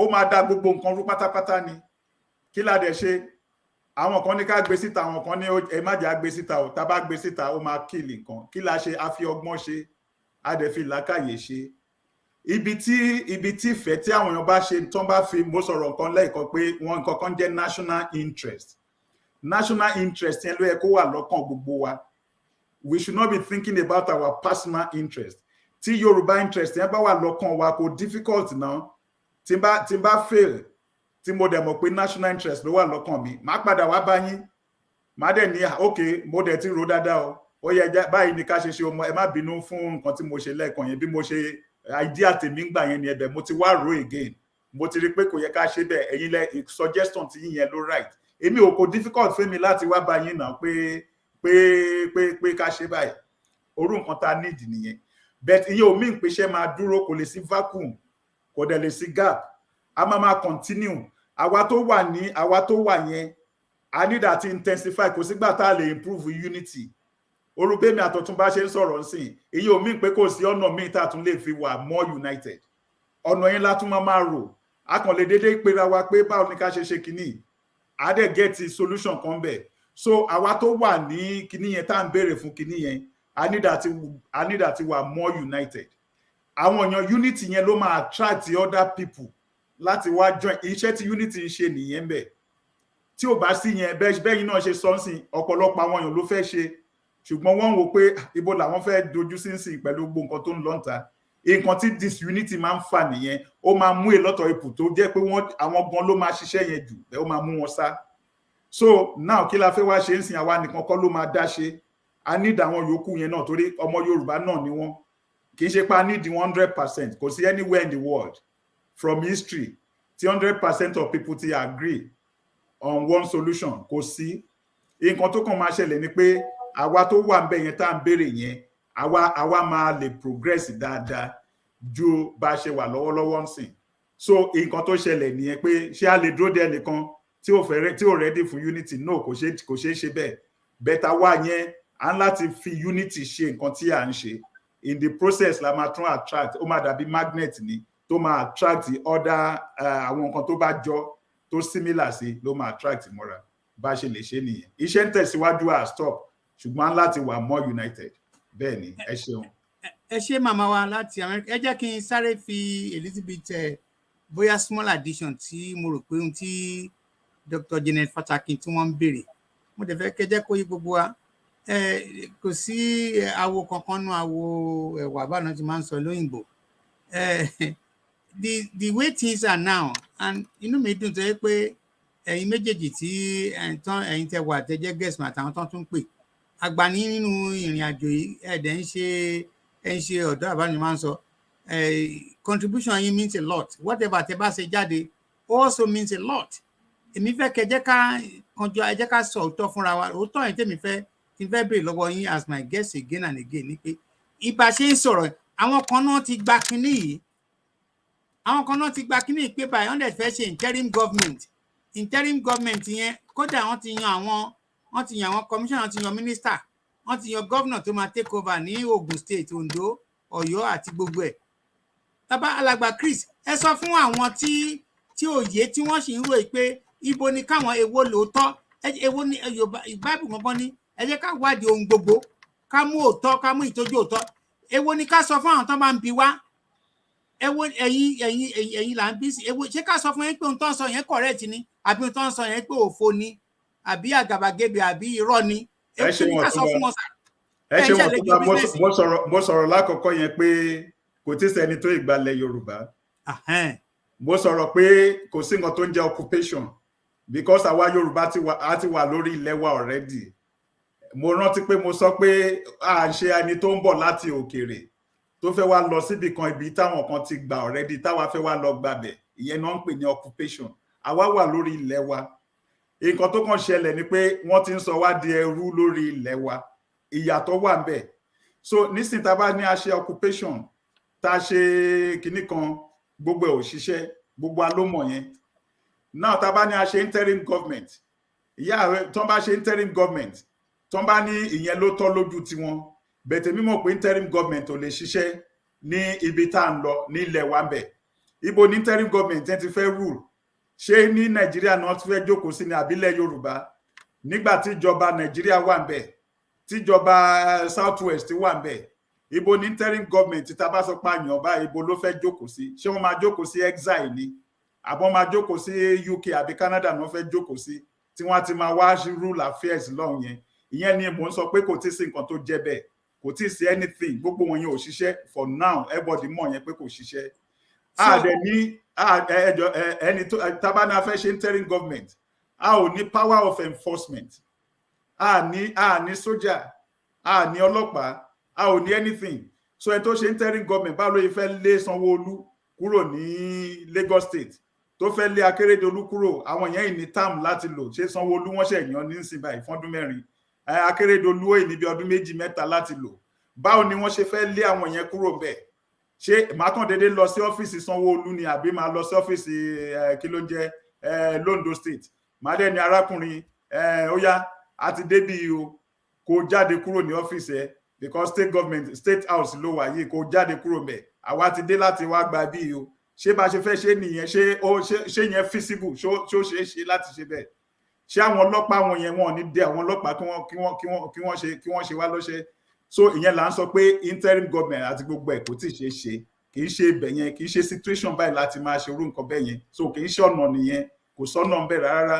So now àwọn aráalé tó ń wòran tí wọ́n wò pé èwo ni káwọn gbàgbọ́ ń bẹ̀. Ibi tí wọ́n ti máa lo tẹ́nìkan kan máa ti lo làákàyè nìyẹn. Pé ṣé òkè o, àwọn arábí tó ní wọ́n ti declare, wọ́n ti ṣe báyìí, ṣé wọ́n ti rílẹ̀ yẹn gbà báyìí? Nǹkan tó máa wò nìyẹn náà. Báwo la ṣe fẹ́ lé, ṣé òkè wọ́n ní Tinubu ti wọlé ń sìn, ká swear in. Báwo la ṣe fẹ́ lé Tinubu kúrò ńbẹ̀ tí a máa ní òkè, àbí kì í ṣe ọmọ wa náà ní Tinubu ní, ṣe bọ́ ọmọ Yorùbá ni. Báwo la ṣe fẹ́ lé kúrò ńbẹ̀? So gbogbo yẹn la máa béèrè, àwọn tó wà ní National ní State Assembly wọn yẹn, báwo la ṣe fẹ́ lé wọn kúrò ńbẹ̀? So ìyẹn lèmi fi ń sọ pé everybody àrò tẹ́nìkan bá sọ̀rọ̀ yẹn fún mi, èmi mọ̀ lọ́kàn ra mi pé yẹn ò ṣiṣẹ́, kò sọ́nà ńbẹ̀. So tó bá ní kí n take decision bó ti èmi lè decide fúnra mi, mo mọ̀ pé yẹn kò sí bọ́n ṣe fẹ́ ṣe yẹn. So ìyẹn simple fún everybody láti decide on. Mo rò pé yẹn dáhùn yín, Ọ̀túnba.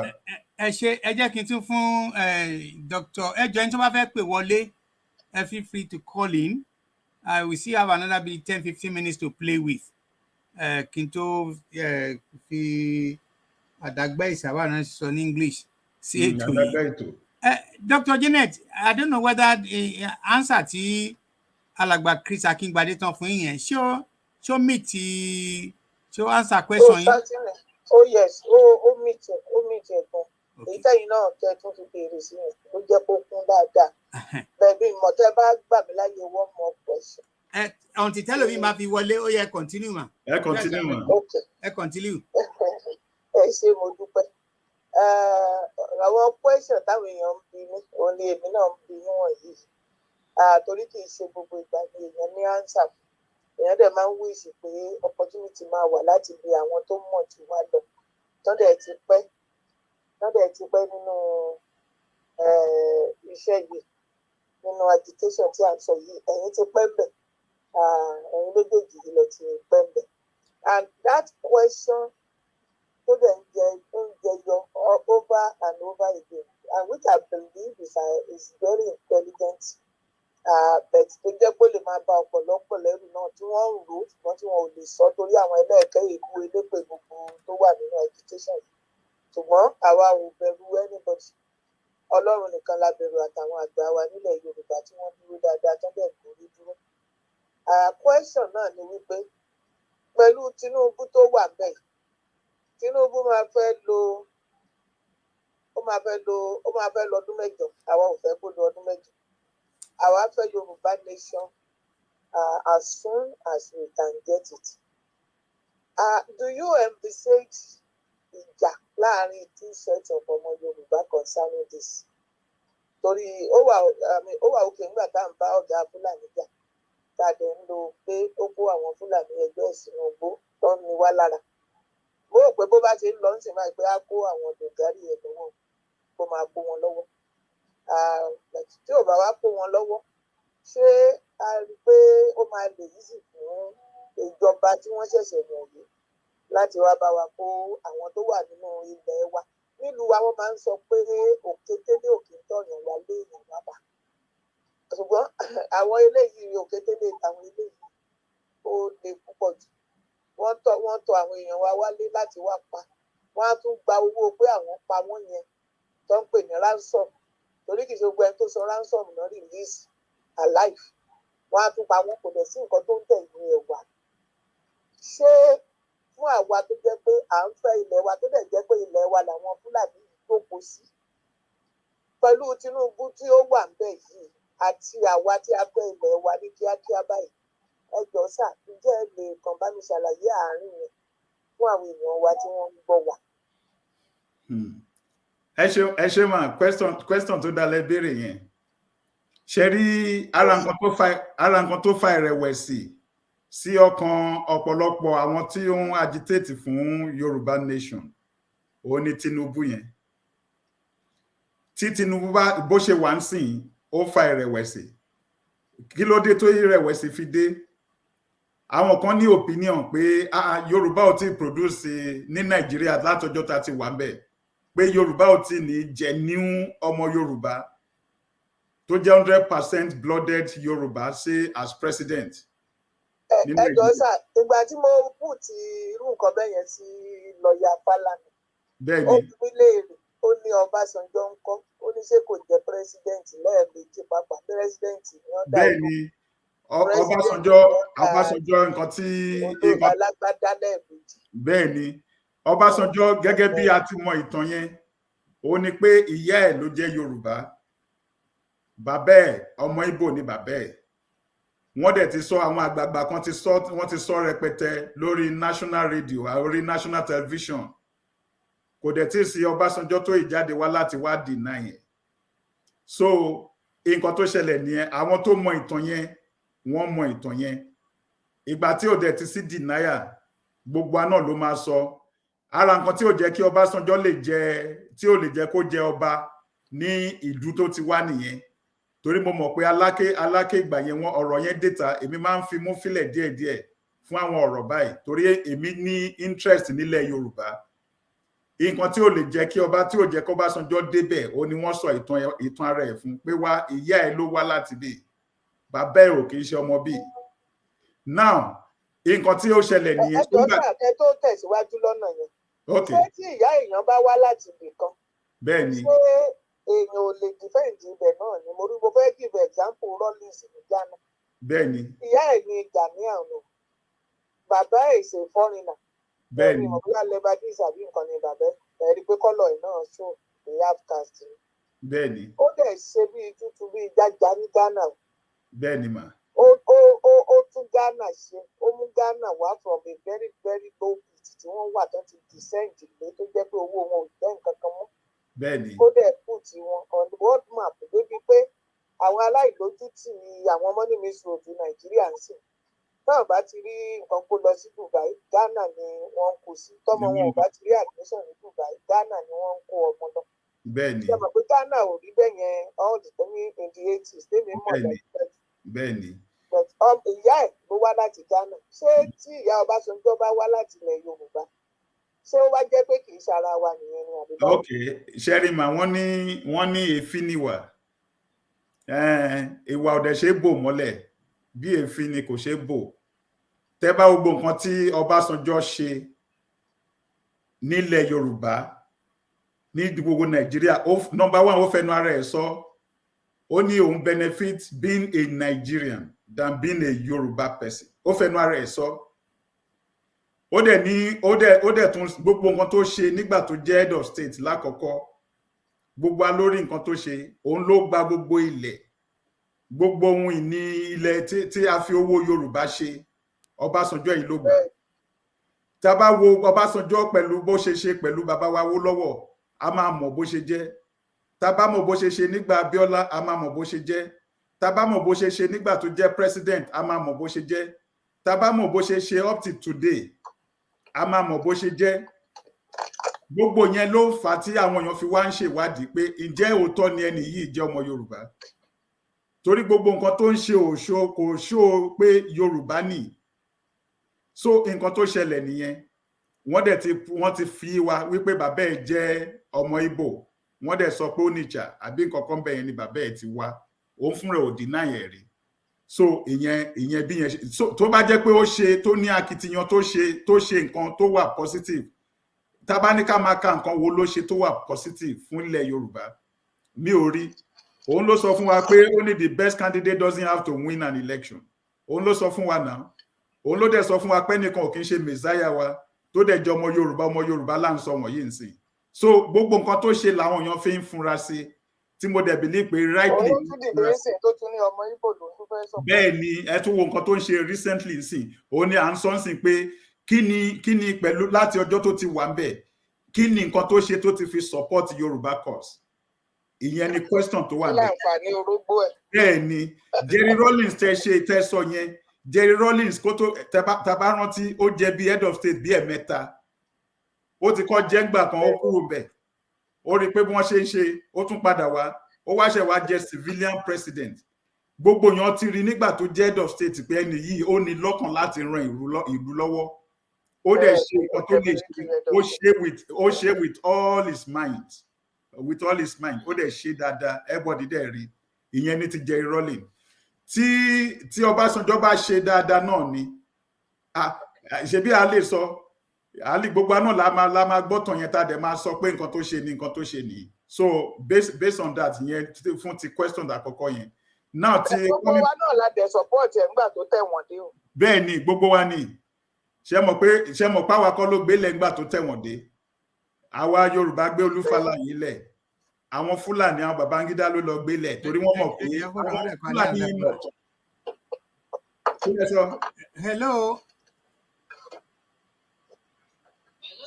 hello ta ló ń pè wá àti bólẹ́ tí ń pè. Ok ẹ fẹ́ bá a dá sétò ẹ hold on ẹ jẹ́ kí. ẹ jẹ́ kó dáhùn tèmi tán o. so ní ti Tinubu yẹn ní ti Tinubu nǹkan tó fà á tí àwọn èèyàn fi níkùnsínú díẹ̀ ìkùnsínú tí mo ń sọ ni pé ìrẹ̀wẹ̀sì wọ́n wò pé ọmọ wa nìyí tó dé Nàìjíríà tó fẹ́ rule for the first time pé àwọn kan wò pé kí wọ́n support ẹ̀ orú àwọn yẹn tó dákẹ́ àwọn yẹn wá dákẹ́ from the agitation kì í ṣe pé lọ́kàn wọn pé wọn ò fẹ́ ilẹ̀ olómìnira ilẹ̀ Yorùbá wọ́n fẹ́ ṣùgbọ́n wọ́n ń wò pé a ti wà under control àwọn èèyàn oríṣiríṣi tipẹ́tipẹ́ nísìnyí báyìí tí Tinubu débẹ̀ ẹ jẹ́ kó náà ṣe tiẹ̀ ń bẹ̀ tó bá wá kúrò ń bẹ̀ ká wá continue agitation lọ́kàn tó yẹn nìyẹn èmi ò lè fara mọ́ yẹn now kí wá ló wá fẹ́ ṣẹlẹ̀ ń sìn lórí Tinubu ká má retí pé ó máa mú ilẹ̀ olómìnira Yorùbá jáde wá Tinubu ò lè ṣe torí kò promise ẹ̀ ìgbà tó ń campaign kò promise pé òun máa ṣe restructuring kò dẹ̀ promise pé òun máa ṣe regionalism kò promise pé òun máa ṣe united Yorùbá nation àbí Igbo nation àbí kìnnìkan nation kò promise ẹ̀ àwọn politicians wa nǹkan tó ń promise gan wọn ò rí ṣe ká má ìwà sọ nǹkan tí wọn ò promise so based on that lèmi ò believe pé Tinubu lè ṣe anything now ṣé àwa tó wá jẹ́ ọmọ Yorùbá ńkọ́ kí ni èrò wa nígbà tí Tinubu bá wà ńbẹ̀ kò lè disturb àwa táwa fẹ́ ilẹ̀ Yorùbá Tinubu jù à ń bẹ̀ o kò sí ń bẹ̀ o agitation wa ò lè stop because àwa máa continue tá bá stop agitation yẹn for whatever reason ó máa jẹ́ ojútì fún wa nígbà tí Tinubu bá kúrò ńbẹ̀ láti sọ pé a fẹ́ wá continue agitation gbogbo àgbáyé ló máa rí wa pé ó lè jàgùdà ní wá bàrà o wọn nígbà tọmọ wa wà ńbẹ̀ adákẹ́jẹ́ ìgbà tọmọ wa wá kúrò ńbẹ̀ ìsìn àṣẹ wa ń sọ pé a tún fẹ́ Yorùbá nation wọn ò ní listen sí wa mọ́ bẹ́ẹ̀ ni wọn ò ní listen sí wa mọ́ àdẹ̀ ní lẹ́nu ọ̀rọ̀ mọ́ so tèmi bó ṣe wà lọ́kàn tèmi mo dẹ̀ mọ̀ pé bó ṣe wà lọ́kàn ọ̀pọ̀lọpọ̀ Tinubu wà ńbẹ̀ o kò sí ńbẹ̀ o a máa continue agitation wa bẹ́ẹ̀ni bó ṣe jẹ́ nìyẹn mà ẹ ṣé mà. mo dúpẹ́ lọ yín o láti Amẹ́ríkà Dr. Janet Fashakin ẹ ṣé mà. ẹ ṣé fún àǹfààní tẹ́ fún mi o. ẹ ṣé mà. a ní another caller àwọn màmá wa láti ìlú UK àbí ìlú London ẹ pẹ̀lẹ́ mà madam Abike. Yes sir. Ẹ ṣé ẹ kú nítorí ẹ ṣe tẹ gbà mí láyè láti dá sí kọ́tẹ́sán. ẹ ṣé mà. àdúpẹ́ lọ́wọ́ àwọn ẹgbẹ́ wa tí ẹ gbé wá. Ẹ jọ̀ọ́ sà mo fẹ́ bèèrè náà ni pẹ̀lú bẹ́ẹ̀ ṣe ṣàlàyé tó yé wa dáadáa wípé a nídìí láti fọwọ́sowọ́pọ̀ láti wà ní ìṣọ̀kan which is what we call team working because wọ́n sọ pé 2 heads are better than 1. So now àwọn àgbààgbà tó yẹ kí wọ́n bá wa fọwọ́sowọ́pọ̀ àtàwọn àwọn ọba àtàwọn olóyè tó yẹ pé wọ́n mọ̀ wípé ìran Yorùbá làfẹ́ kó parẹ́ òun náà ti jàǹfààní ní ìlú yìí táwọn baba ńlá wa tó ṣe tí wọ́n ti ṣe sẹ́yìn ibùkún àwọn politician náà wọ́n ṣe wá ń ṣe báyìí báwo la ṣe lè rí ọ̀rọ̀ láti jẹ́ kán support wa láti jẹ́ kán ní nǹkan táwa ń jẹ́ agitate fún because now wọ́n ti yàn wọ́n mọ̀ pé àwọn ti fẹ́ bẹ̀rẹ̀ ní wọ́n báyìí end of this month báyìí wọ́n á bẹ̀rẹ̀ iṣẹ́ ní pẹ̀lẹ́ báwo la ṣe lè wá kó sí wọn tó ṣe máa jẹ́ kí nǹkan táwa ń sọ kó yé wọn because àwọn náà rí pé wọ́n sì jọ̀gbọ́n balẹ̀ wa lórí ibẹ̀ tí wọ́n ń fìyà jẹ wá wọ́n ń fojú wa rí nǹkan tí ò ṣe àlẹ́nu ọ̀rọ̀ bẹ́ẹ̀ náà ń pa àwọn èèyàn wọ́n dẹ̀ wà níbẹ̀ wọn ò ṣe kankan sí ẹ̀sọ́ nígbàgbọ́ ẹ̀kọ́ sọjọ́ nígbà tó wà bẹ́ẹ̀ lẹ́ẹ̀mejì kí wọ́n ṣe fún ọmọ Yorùbá kò sí àwọn dẹ̀ jàǹfààní ilẹ̀ Yorùbá nǹkan tí wọ́n ṣe tí àwọn fi débi kò tí wọ́n dé yìí wọn rántí àwọn tí wọ́n ń gbádùn wọn ń wà káàkiri àgbáyé wọ́n flourish àwọn àtiwá àwọn akọ́ káàkiri àwọn ọmọ wa wọ́n kàwé wọn òṣìṣẹ́ wọn ló jẹjẹ bí ń pa àwọn èèyàn ìyà ń jẹ àwọn èèyàn ohun tí ṣẹlẹ̀ nígbà tí wọ́n kéjì owó náà tó wọ́n bẹ̀rẹ̀ sí náwó wọn kí la ṣe wá fẹ́ kó sí wọn nínú tí wọ́n ṣe máa gbọ́ nǹkan tá à ń sọ torí ìyà oúnjẹ wa ká máa parọ́ wọ́n sì ń pa àwọn èèyàn lọ́wọ́lọ́wọ́ bá ṣe ń sọ báyìí sà ẹjọ́ báwo la ṣe fẹ́ rìn ọ̀sẹ̀ sọ àní stop agitation yìí ó dá Tinubu débẹ̀ ó wọlé òkú àmọ́ bó ṣe lọ́n tó fi ẹ̀sùn kan ó débẹ̀ kò débẹ̀ àní stop we have to continue àdẹ sọ pé Yorùbá no going back so no going back wa how long ìtorí wọ́n ní ìrètí pípẹ́ ó máa ń ṣe ọkàn bá fẹ́ má bínú pé mo kòwé àgbà ẹjọ́ kí la ṣe fẹ́ kó sí àwọn àgbààgbà tó yẹ kán jọ fọwọ́sowọ́pọ̀ pẹ̀lú bàbá wa tó wà ní ìtọ́nu bàbá wa àbíkú bàbá Ìgbòho tí à ń jẹ wọ́n bẹ̀ tán dẹ̀ dá sí wọn ẹjọ́ ẹ ṣé mà ẹ ṣeun mà ẹ dúpẹ́ lọ yín. ẹ ṣé mà ṣe rí nǹkan tẹ́ ẹ sọ yẹn ṣe rí àwọn olórí wa yẹn àwọn elders wa àwọn ọba àwọn ìjòyè wọ́n mọ̀ nǹkan tó ń ṣẹlẹ̀ wọ́n mọ̀ pé tá a bá gbalẹ̀ Yorùbá àwọn ní number 1 casualties wọ́n mọ̀ àwa láàrò pé wọ́n mọ̀ mo máa ń sọ fún àwọn èèyàn nílùú mi èmi kọ́ lọ bá ń bẹ̀ gbogbo alódẹ̀ mọ̀ nínú ìtàn nígbà táwọn Fúlàní gba ilẹ̀ Haúsá ta ni wọ́n kọ́ attack ńbẹ̀ ta ni wọ́n kọ́ attack nílẹ̀ Haúsá ṣe báwọn ọba ilẹ̀ Haúsá ni wọ́n kọ́ attack tí wọ́n lé gbogbo wọn dànù tí wọ́n wá fi Fúlàní síbẹ̀ tí wọ́n ṣe emir tí nǹkan bá ṣẹlẹ̀ gbì nílẹ̀ Yorùbá àwọn ọba yẹn ló máa jẹ́ first casualties tí ò bá yé wọn kó lọ yé wọn because nǹkan tó ti ṣẹlẹ̀ rí ni táwọn Fúlàní bá débì kan nǹkan tó máa ṣe ni pé number 1 wọ́n ti bìlí pọ̀ Ọlọ́run ló nílẹ̀ wọ́n dẹ̀ bìlí pọ̀ Ọlọ́run ló ní ilẹ̀ Nàìjíríà ó dẹ̀ ti fún àwọn nílẹ̀ Nàìjíríà through bàbá wọn Ottoman Dan Fodio àti àwọn British tó gbéjọba lé wọn lọ́wọ́ ńgbà tí wọ́n kúrò ìyẹn ló ti fún wọn ní effrontery pé àwọn ló nílẹ̀ Nàìjíríà tẹ́ bá wo Sokoto lórí plate number wọn wá ní born to rule nǹkan tó ń kọ síbẹ̀ nìyẹn wọ́n ti bìlí pa wọn ni wọ́n born to rule lórí gbogbo wa àwọn bàbá wa yẹn wọ́n mọ̀ pé àwọn ni first casualties tí nǹkan bá ṣẹlẹ̀ ṣùgbọ́n kí ló ṣe wọ́n ó ní pé àtẹnujẹ àti ìjẹkújẹ àti nǹkan míì tí Nigerian system ti kó páńpẹ́ tí Nigerian system ti kó sí wọn lọ́wọ́ ṣe ráwọn Fúlàní wọn mind láti fún àwọn èèyàn wa ní contract yẹn wọn ní execute ìgbà tí wọn dẹ̀ ti execute wọ́n ti mọ̀ pé kéèsì wọn wà ní ọ̀dọ̀ EFCC kéèsì wọn wà ní ọ̀dọ̀ àwọn government agencies so wọ́n á dẹ̀ ti halẹ̀ mọ́ àwọn leaders wa kò sí àwọn olórí wa yẹn tí wọ́n ń fún contract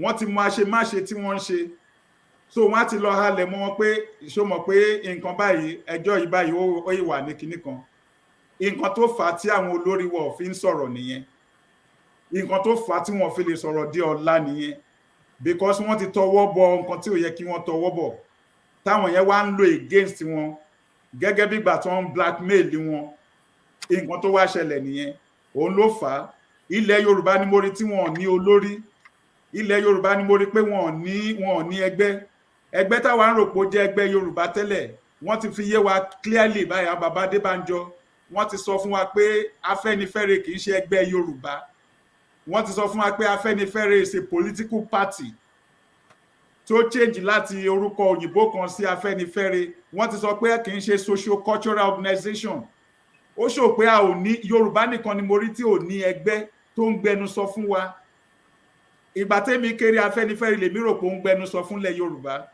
bẹ̀ wọ́n ti là á mọ́lẹ̀ fún wa ìgbà tó ń gbé bàbá wa kan wá sí àwọn Yorùbá world media tó ń gbé bàbá wa Fámúròtì àbí bàbá wa yẹn Délé wọ́n tún ṣe àlàyé dáadáa pé ẹgbẹ́ Afẹ́nifẹ́re ò kì í ṣe socio-cultural organization Yorùbá nìkan ni ò ní now gẹ́gẹ́ bí ìbéèrè tẹ́ béèrè ó ní pé ṣe ráwọn bàbá wọn yẹn wọ́n mọ̀ kò sẹ́ni tó máa lọ bẹ̀ wọ́n kò sí ẹni tó máa lọ bẹ̀ wọ́n àwọn ló yẹ kó máa ṣe gbogbo nǹkan táwa ń ṣe yìí kí wọ́n fún wa ní direction pé ókè o ẹ̀yin o ó yá nǹkan báyìí ní kẹ́ ẹ ṣe because kò sí leadership tí wọ́n provide fún wa òun ló wá fà á tí gbogbo ìjà oríṣiríṣi fi ń ṣẹlẹ̀ láàrin wa ń sìn because our followers lè ká jẹ́ ká máa follow instruction táwọn leaders yẹn bá fún wa àwọn ọba yẹn by their position àwọn ló yẹ kó provide the leadership torí ẹ̀ náà fi ń pè wọ́n ní ọba ṣùgbọ́n wọn ò ṣe iṣẹ́ ọba yẹn sìn dó àwọn kan sọ fún mi wọ́n náwọn ọba yẹn pé àwọn kan ń ṣiṣẹ́ lábẹ́lẹ̀ iṣẹ́ abẹ́lẹ̀ èmi iṣẹ́ tó bá ti ń di pé ìwé mọ́ fi yé mi pé ó ní in the mouth of 2 or 3 witnesses the truth is established táwọn kan bá ní àwọn kan ṣe lábẹ́lẹ̀ tí mi ò rẹ tó wá establish pé òótọ́ ni òun rí ọba yìí tó ń ṣiṣẹ́ rẹpẹtẹ lábẹ́lẹ̀ a kàn ń gbọ́ rúmọ̀ wọn náà ń ṣiṣẹ́ níbẹ̀ tá a gbọ́ nǹkan kan kò dẹ̀ sí nǹkan tá a ti fojú rí. So now coming to bẹ́ẹ̀ ṣe sọ yẹn nígbà tó bá délẹ̀ àwọn bàbá wọn yìí wọ́n máa kọ́gbọ́n but nǹkan tó ti tì wọ́n tó ti ti ọwọ́ wọn yẹn tó ti sọ ọwọ́ wọn mú òun ló fà á tí wọn fi lè sọ̀rọ̀ ń sìn tó bá yá kí nìyẹn máa já kúrò ní ojú wọn tó bá yá ni àwọn politicians wa wọ́n mọ nǹkan tó ń lọ bẹ́ẹ̀ torí pé ṣe rí ẹsẹ̀ wèrè ní Nàìjíríà ẹsẹ̀ wèrè àwọn náà mọ̀ pé Nàìjíríà ti ń lọ sí end Nigeria is the end of Nigeria láti ń lọ sìn wọ́n dẹ̀ rí owó Nàìjíríà lèyàn ti lè rí owó easily ẹ wo nǹkan tó ṣẹlẹ̀ ní Sudan lẹ́jọ́ mẹ́ta yìí ń sìn báyìí mo ń gbọ́ pé wọ́n fún ẹnìkan ní 150 million naira kó lọ evacuate àwọn èèyàn ṣé nìyẹn evacuate anything Nàìjíríà náà ti lè make easy money ẹ wo AGF wà bẹ́ẹ̀ fún ọdún mẹ́rin ẹ wo iye billions tó ti kó jẹ ní àárín ọdún mẹ́rin ẹ wo kíni former chief of army staff tó lọ ẹ wo iye billions tí wọ́n tó kó owó tó ń budget fún military tí ò ṣe anything ibẹ̀ ni kò wọ́n mọ̀ pé kò sí òfin tó máa mú wọn òun náà ló ṣe Ekweremadu tó lọ síbẹ̀ yẹn tí mo ti sọ̀rọ̀ ẹ̀ lákọ̀ọ́kọ́ gbogbo wọn bí lẹ́yìn kò sí tó lè mú wọn wọ́n ń ṣe tó wù wọ́n mọ nǹkan tó yẹ kí wọ́n ṣe bẹ̀ tí wọ́n ṣe ni ẹ jọ ó dà pé aníkọ́là kan hold on.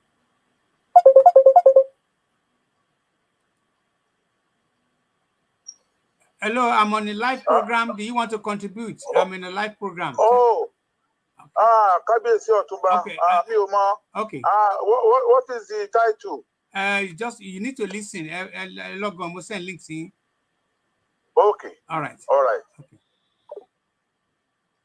So bí mo ṣe ń sọ ó ní pé gẹ́gẹ́ bí àwọn ìbéèrè tí màmá wa sọ yẹn àwọn politicians wa kò sí nǹkan tá a lè ṣe sí wọn until tí wọ́n bá fọ́ àgbọn lórí wọn òun ni wọ́n máa fi kọ́gbọ́n tó ń bá ti fọ́ àgbọn lórí ẹnìkan ewu orú nǹkan tó ṣẹlẹ̀ sí Ekweremadu sí tí something similar bá tún ṣẹlẹ̀ sí one of our Yoruba politicians ẹ rí pé àwọn yòókù àsúnkì torí ẹ̀ kan bá ṣẹlẹ̀ sí kan lára àwọn ọba wa yẹn ẹ rí pé wọ́n àsúnkì wọ́n bẹ̀rẹ̀ sí kọ́gbọ́n because tí nǹkan ò bá ṣẹlẹ̀ sí wọn wọn kì í kọ́gbọ́n ní nǹkan tó ṣẹlẹ̀ sí ẹlòmíì ọ̀ntì tí kíní ẹ bá ṣẹlẹ̀ sí wọn ó máa bẹ̀rẹ̀ sí ṣẹlẹ̀ sí wọn láìpẹ́ ìgbà tó bá wá ṣẹlẹ̀ ni wọ́n á rí pé kò sọ́nà míì tó wà ju pé ká kúrò nílẹ̀ Nàìjíríà èmi máa ń sọ fún àwọn èèyàn pé as long as tá bá wà Nàìjíríà tí Yorùbá bá wà Nàìjíríà ẹ̀gbin kẹ́gbin ló máa borí wa ń bẹ̀ tó bá yá àwọn Fúlàní máa fẹ́ gbalẹ̀ wa tó bá yá àwọn Ìgbò ẹ̀ ti gbọ́ bọ́n ṣe dún òun mọ́ wa lẹ́nu ọjọ́ mẹ́ta yìí tí wọ́n ní àwọn fẹ́ jẹ gọ́fúnà bẹ̀ tó bá yá oríṣiríṣi ló máa ṣẹlẹ̀ bẹ̀ ìyẹn ni wọ́n ti ń fi àparí ṣu wọn wá ń sìn pé ilẹ̀ Yorùbá táwa ń sọ yẹn o àwọn tó ní interest níbẹ̀ wọ́n pọ̀ rẹpẹtẹ nǹkan tán ti fi hàn wá nìyẹn ó máa kọ́ wọn ó máa lajú wọn láìpẹ́ láì jìnnà ẹ ṣeun mọ́. ẹ ṣé. Now Alàgbà Chris, because of time 1 hour 30 minutes ni mo ya mark fún mo fẹ́ fi àsìkò yìí bẹ̀rẹ̀ sí dúpẹ́ lọ́wọ́ yín ipò ẹ ṣé ẹ jọ̀ọ́ ẹ̀yin tẹ́ ń gbọ́ wa Ọ̀túnba Who latest show is open to everybody and tó bá ní interest tí ẹ bá fẹ́ come on my show get in touch with me. I'll be too happy to promote, showcase whatever it is. I don't charge money, I don't ask for anything. It's just support, but if we can help others, let's do it. Ẹ bá mi share show yìí, ẹ bá mi like ẹ bá mi subscribe, kẹ́ dẹ̀ bá click notification button. Ẹ jọ̀ọ́ dẹ̀ pé àwọn ọmọ mi tán pè lẹ́ẹ̀kan tún fẹ́ pè padà again. Hold on, Alàgbà. We have one more question that day. Ẹ ra mà, ó dà pé pè padà. Ẹ bá lú àbọ́lùmù ọ̀dọ́ yìí mà.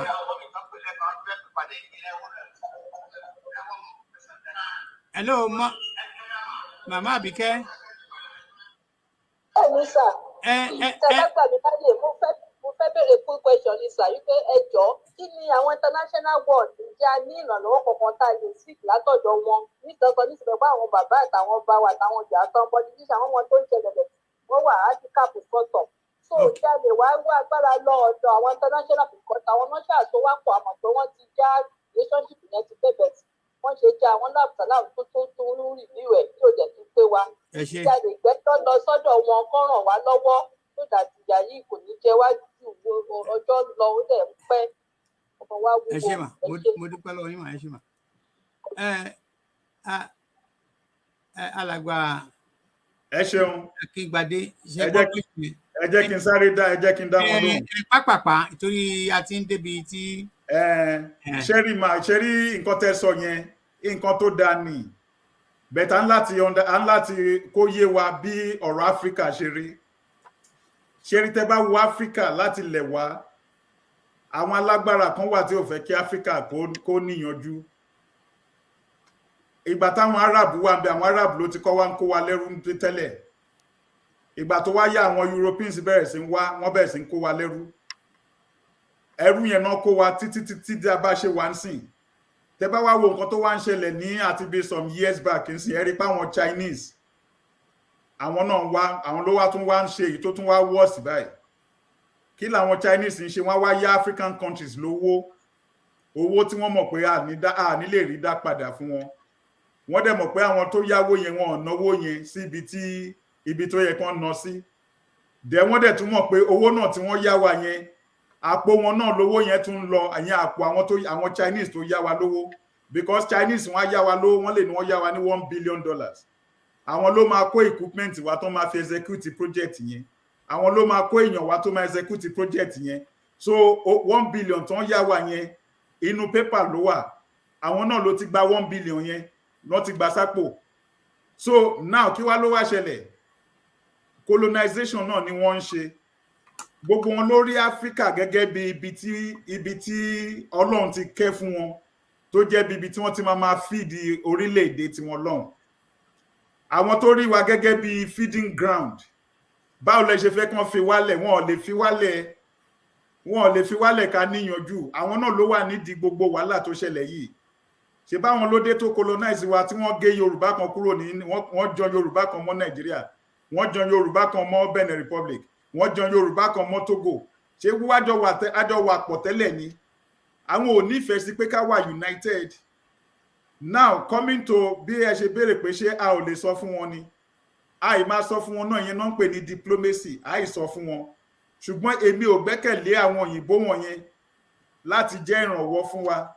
Because àwọn náà ló kó gbogbo wàyí tó kó gbogbo ìyà tó ń jẹ wá àwọn ló kó sílẹ̀ fún wa. Lórí kí náà dẹ̀ ṣe tẹ́ bá mọyì àwọn tó ń ṣe nǹkan Nàìjíríà, tẹ́ bá mọyì àwọn alágbára tó wà Nàìjíríà. Gbogbo Boko Haram tí wọ́n dálẹ̀ lókè lọ yẹn ní Borno torí àwọn resources mineral resources tọ́lọ́run fi sínú lẹ́bẹ̀ ni wọ́n fi ń jà ń bẹ̀. Gbogbo ibi tí wọ́n ti ń jà káàkiri yẹn ní Jiga ní Zamfara ní gbogbo ẹ̀ torí resources tọ́lọ́run fi síbẹ̀ yẹn ni. Àwọn yẹn ò lè fẹ́ ká kúrò. Wọ́n máa ń fẹ́ ká bára wa jà all the time ni so that káwọn lè máa kó ibi táwa ti ń bára wa jà káwọn lè máa kó wa ní gbogbo nǹkan tọ́lọ́run fi fún wa. Nǹkan tí wọ́n ń ṣe nìyẹn. Èmi ò rí wọn bọ́n ṣe máa useful fún ìjà òmìnira tá à ń sọ. Èmi ò rí wọn. Àfi táwa kan fúnra wa tá bá já kìíní débì kan tí nǹkan bá bẹ́ sílẹ̀ ni wọ́n máa wá sọ pé okay Nigeria population pọ̀ o ẹ jẹ́ ká tètè dáhùn sí bẹ́ẹ̀ ni wọ́n ní dá wa lóhùn sí ibi tí ṣòro wà nìyẹn. Notwithstanding àì máa sọ fún wọn pé a fẹ́ lọ a dẹ̀ fẹ́ kí wọ́n ṣe nǹkan sí bẹ́ẹ̀ mo mọ̀ pé wọn ò ní ṣe. Ẹ ṣé sà. Ẹ ṣé mo dúpẹ́ lọ gbogbo ẹ̀yin tẹ́ pè. Conclusion kí máa fún alàgbà ní 2 minutes bẹ́ẹ̀ mo fẹ́ sáré fi àwọn 1 or 2 things láti support nǹkan tí èèyàn mi ọ̀rẹ́ mi tí wọ́n ti sọ. Mo fẹ́ kẹ́lẹ̀ yìí kí ẹ̀dẹ̀ kọ sílẹ̀ tàbí kẹ́ dì mọ́ orí. Gbogbo tá à ń wí tá à ń sọ látara ń pọ̀rọ̀ Yorùbá nation a fẹ́ gba òmìnira lọ́wọ́ Nàìjíríà la fẹ́ gba òmìnira lọ́wọ́ ẹ̀ kì í ṣe ìlú kankan gbogbo ìlú 298 countries tó wà lágbàáyé kọ́ United Nations kọ́ la fẹ́ gba òmìnira lọ́wọ́ wọn.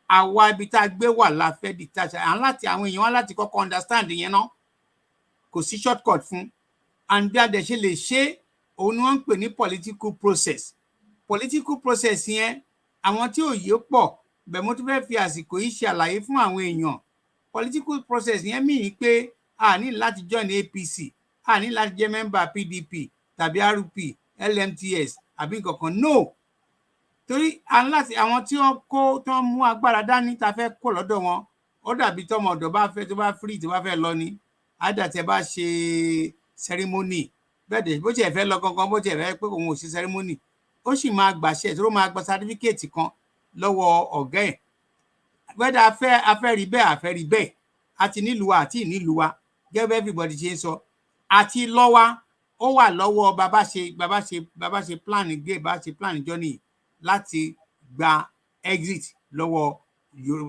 Nigeria is a sovereign country and gbogbo olùdẹ̀mọ̀ pé sovereign country tí Nigeria jẹ́ ó comprise gbogbo all the ìjọ nation ni o Biafra ni o Igbo ni o Yorùbá ni nǹkan tí gbogbo olùtú àlágbáyé nǹkan mọ̀ wá sí nìyẹn ẹ má lè kẹ́nìkan kan pajá lọ́bọ̀ fún yín nǹkan mọ̀ wá sí nìyẹn ẹnìkan kò lè fọ́ ọ̀nà méjì táwọn kan rò pé a máa fọ́ mo dẹ̀ pẹ̀lú àwọn tó ń sọ bóyá èjì ló ń yọ mí lẹ́nu mo pẹ̀lú àwọn tó ń sọ pé tá a bá fẹ́ fi agbára fọ́ ọ̀rọ̀ Nàìjíríà òun là ń rí ní Sudan yẹn o òun là dẹ̀ ń rí Yugoslavia láàrin àwọn ìlú kan so ẹ jẹ́ ká ní sùúrù ká gẹ̀ẹ́tì mẹ́sẹ̀jì wa dáadáa because tá a bá fẹ́ fagbára ṣe ìyẹn mi pa fẹ́ jà ní àní nǹkan tá a fẹ́ fi bá Nàìjíríà jà àní torí tí Air Force kan bá da area ibì kan rú tí wọ́n á level ibì kan l'Abẹ́òkúta àbí Oǹdó tàbí Òṣogbo ìtàn àwọn ìkọlà máa sọ o so yẹn lèmi ṣe ń kígbe pé àwa tí a wà ń di kínní ẹ jẹ́ ká gẹ̀ẹ́tì journey ká gẹ̀ẹ́tì properly planned ní ọ̀la ní agbára Ọlọ́run mò ń gbé national leader bàbá wa Professor Banji Akitoye wọ́n máa jẹ́ gẹ̀ẹ́sì mi lọ́la màá tún sọ lójú wọn àá tún repeat ẹ̀ ẹ jẹ́ ká gẹ̀ẹ́tì kínní yẹn ló ṣe ń dùn èmi pẹ̀lú àwọn kan tó ń pa jálọ̀bọ̀ fún àwọn èèyàn kan tí wọ́n ń sọ kọ́ńtọ̀kọ̀ tó ń sọ wọ́nranwọ̀nran so finally èmi fẹ́ kẹ́ jẹ́ mọ̀ pé there is a process and procedure tá a bá follow ẹ̀ akọ̀ntọ́ra wa ni a lè wà báyìí títí tí àwọn ọmọ tèmi máa bẹ̀ sí di tó máa di múndíá tó máa di adélébọ̀ tó máa fi di bàbá tiwọn náà so ìyẹn dẹ̀ that can be another 50 years so finally lórí program yìí mo fẹ́ dúpẹ́ lọ yín bàbá mi mo fẹ́ dúpẹ́ lọ yín pé mo pè yín ẹ̀dẹ̀ jẹ́ mi so kí n tó wá jẹ́ pé ká máa bẹ̀rẹ̀ sí lọ màá fẹ́ fi àsìkò yìí reply ìkànnì àwọn bloggers èmi ò kì í react tó gẹ́gẹ́ bí mo ṣe sọ àwọn bíi nǹkan bíi mẹ́ta ló ń guide mi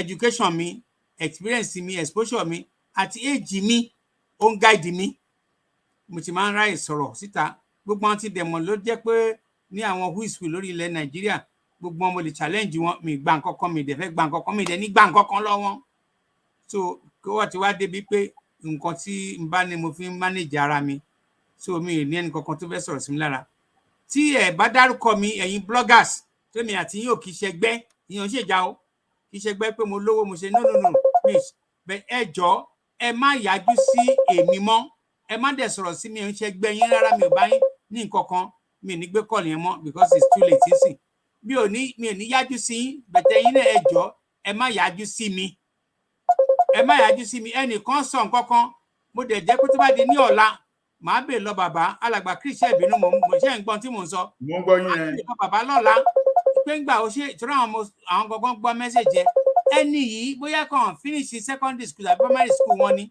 ó ń láti máa sọ wípé èmi Ọ̀túnba wọ́n sọ èmi àti Dr. Isaac òkèbí ọ̀hún kò sí ẹjọ́ ara tá à ń sọ tẹ́ fi ń da iṣẹ́ rú nìyẹn irú blogger yẹn sìn mi tiẹ̀ mórúkọ ẹ̀ dáadáa bẹ́ẹ̀ mi ò rò pé wọ́n finish education wọn mi rò pé wọ́n ní proper training inú media èmi ti wà ń di ẹ̀sìn almost 20 years mi ìdẹ̀gba kọ́bọ̀ mi ìdẹ̀ fi lówó lọ́wọ́ kankan lọ títí mo kàn ń build láti support ordinary people ni so ẹjọ́ ẹ̀yin blogger ẹ má fi mí sínú àwọn list àwọn tẹ́ fẹ́ yọ ẹnu sí torí tẹ́ bá yọ ẹnu sí mi máa dá yín lóhùn ní ìdẹ̀ṣẹ́ máa dá yín lóhùn ẹ̀ ní láìkẹ́ ìyẹn ni mo fẹ́ sọ fún àsìkò yìí baba Chris 1 more minute ẹnìkan sì fẹ́ pé ẹ jẹ́ kí n bóyá ká. ó yẹ pé ẹ jẹ́ kẹ́ni ẹ sọ̀rọ̀ ẹ. so ẹ bá a round up. Hello alàgbà a ti ń round up sí kí ni nǹkan tí ẹ fẹ́ sáré bá a sọ sà. hello now you connect baba ẹ jẹ́ kí last 2 minutes yẹn ẹ bá a round up ẹ ṣe sà. ok ẹ ṣeun Ọ̀túnba. yes sir. Advice tèmi kàn máa fún àwọn èèyàn wa ò ní gbogbo last year yẹn a gbọ́ tí àwọn kan sọ pé wọ́n ṣèlérí wọ́n ṣe promise pé wọ́n máa gba ilẹ̀ Yorùbá ẹ jẹ́ kí gbogbo akọ́rọ̀ yìí kó yé wa. Ìjà tán bá ń sọ pé ìjà olómìnira, ìbẹ̀rẹ̀ la máa ń mọ̀, kò sẹ́ni tó máa ń mọ̀, àfi ẹni tọ́lọ́run bá mú di time yẹn, di end yẹn ló máa ń mọ̀. Kò sẹ́ni tó máa ń mọ̀ ìgbà tó máa end láti bẹ̀rẹ̀. So kò sẹ́ni tó promise wa pé àárín 2022 la máa gbalẹ̀ Yorùbá, kò sẹ́ni tó promise yẹn. Wishful thinking ni ó wù àwọn èèyàn pé kárí gbà ní 2022. Kì í dẹ́ ṣe gbogbo nǹkan náà la máa taba wish la máa ń rí gbà. Ọmọ tó lọ school, everybody ló fẹ́ ní first class now. Bẹ́ẹ̀ni. Bẹ́ẹ̀ ṣe everybody ló wá máa ní first class ni. Kì í ṣe everybody, ẹlòmíì á miss ẹ̀ narrowly, ẹlòmíì á miss ẹ̀ rẹpẹtẹ ni. Tó jẹ́ pé gap tó wà bí sí ibi tí mo wà yìí sí UK ló máa fi miss ẹ̀. Bet kò ní sọ pé torí pé òun rò pé òun máa ní first class kó dẹ̀ káyé parí síbẹ̀ náà tí ò dẹ̀ ní. Ẹ má jẹ́ ká ní lọ́kàn pé torí pé àti gbalẹ̀ Yorùbá ní 2022 àti fail o. Ẹ má dẹ̀ jẹ́ kẹ́nìkankan pé ẹnìkankan promise wa, kò sẹ́ni tó ń promise ọjọ́ fún anybody. Ìyẹn ni number 2 tí mo fẹ́ ká mọ̀, number 2 point. Then number 3, gbogbo wa ẹ jẹ́ ká ní lọ́kàn wípé a ní láti tẹ̀síwájú ní ilẹ̀ olómìnira tí àwa ń béèrè. Ẹ má jẹ́ ká sọ pé ọmọ wa ló ti wà ń bẹ̀ nísìn o. Question tó yẹ ká máa béèrè wa ni pé tọmọ wa bá kúrò ńbẹ̀ ńkọ́? Tọmọ wa bá kúrò ńbẹ̀ ńkọ́, kí ló tún wá fẹ́ ṣẹlẹ̀? Ṣé gbà yín la ṣe máa wá dìde again pé à ń sọ pé à ń fẹ́ òmìnira? A ò ní lẹ́nu ọ̀rọ̀ mọ́ ní before the international community o. Nigerian government gan wá dẹ̀ tún go against wa pé ìgbà tọmọ wa wà ńbẹ̀ adákẹ́jẹ́, a ò protest. Nísìnyí báyìí tọmọ wọ wá síbẹ̀ mọ́, a ṣẹ̀ wá ń sọ pé à ń lọ, a ní lẹ́nu ọ̀rọ̀ mọ́ o. With or without Tinubu ńbẹ̀, we are continuing with our agitation. Gbogbo wa ló mọ̀ pé tá a bá gbalẹ̀ olómìnira ilẹ̀ Yorùbá, ìyà máa padà jẹ́ ọmọ Yorùbá ni o. Torí ìyẹn ló fi di pé ó ní láti jẹ́ dandan fún wa ká kúrò ńbẹ̀. Mo dẹ̀ máa rọ àwọn èèyàn wa, ẹ má jẹ́ ká bára wa jà. Àtẹni tó sọ pé òun ń ṣe politics, àtẹni tí ò ṣe politics, ìsìn àtẹni tó believe in one Yorùbá, tó ń béèrè one Nigeria, àtẹni tó sọ pé òun fẹ́ Yorùbá nation. Ọmọ Yorùbá ni gbogbo wa o. A ò gbọ́dọ̀ bára wa jà. Tá bá bára wa jà, a máa fún àwọn àlejò tó wà láàrin wa láàyè láti wọ àárín wa. Tọ́n bá dẹ̀ ti wọ àárín wa, wọ́n lè gba ilẹ̀ wa mọ́ wa lọ́wọ́ o. Ẹ má jẹ́ kí a ṣe ohun tó máa jẹ́ kí ilẹ̀ wa kó bọ́ lọ́wọ́ wa. Ó ṣe pàtàkì kí a mọ nǹkan tí à ń ṣe. Àwọn nǹkan tí mo ní kí n béèrè lọ́wọ́ wa, kí n sọ fún wa nìyí. Ẹ ṣé sà, jẹ́ kí kan náà àwọn mi ló pè. Ẹ ṣé, mo dúpẹ́ lọ yín bàbá, a máa rí yín bá. Again, ẹ ṣé, mo dúpẹ́ lọ yín sà. Again, this show was meant to be for one of the a new guest is Nollywood film producer. Unfortunately, there's a bereavement in the family, and of course, like another thing, she needs to attend to that, and that's why tí mo gbé àwọn alàgbà ọ̀rẹ́ mi, èèyàn mi, ẹni tí ó jẹ́ pé wọ́n jẹ́ èèyàn dáadáa sí mi, tèmi náà dẹ̀ èèyàn dáadáa sí wọn, mo ṣe gbé wọn wá. Mo fẹ́ fi àsìkò yìí dúpẹ́ lọ wọn again pé wọ́n ṣe gan. Mo dúpẹ́ lọ yín. Mo dẹ̀ tún fẹ́ dúpẹ́ lọ gbogbo ẹ̀yin tẹ́ pè, yìí a máa ríra bá o. Inú mi dùn. God bless you all. Thank you very much. Ẹ jọ̀ọ́, ẹ ṣé, ẹ bá wa share ètò yìí, ẹ bá wa like ẹ subscribe. Àbá náà ṣe ń sọ, ẹ bá wa ṣe ṣákàwọn ẹlòmíì náà lè tún gbọ́. Mo appreciate everybody. Thank you very much. So this is the end of the show. God bless. Ní ọ̀la, I'm having the national leader, Professor Banji Akintoye. Is going to be my guest. Is the regular monthly briefing. For the benefit of everybody. Please tune in. I will send a circular out to invite people. God bless you. Eshe, bye-bye, sir. Bye-bye. Bye-bye. Thank you. Yes. Bye.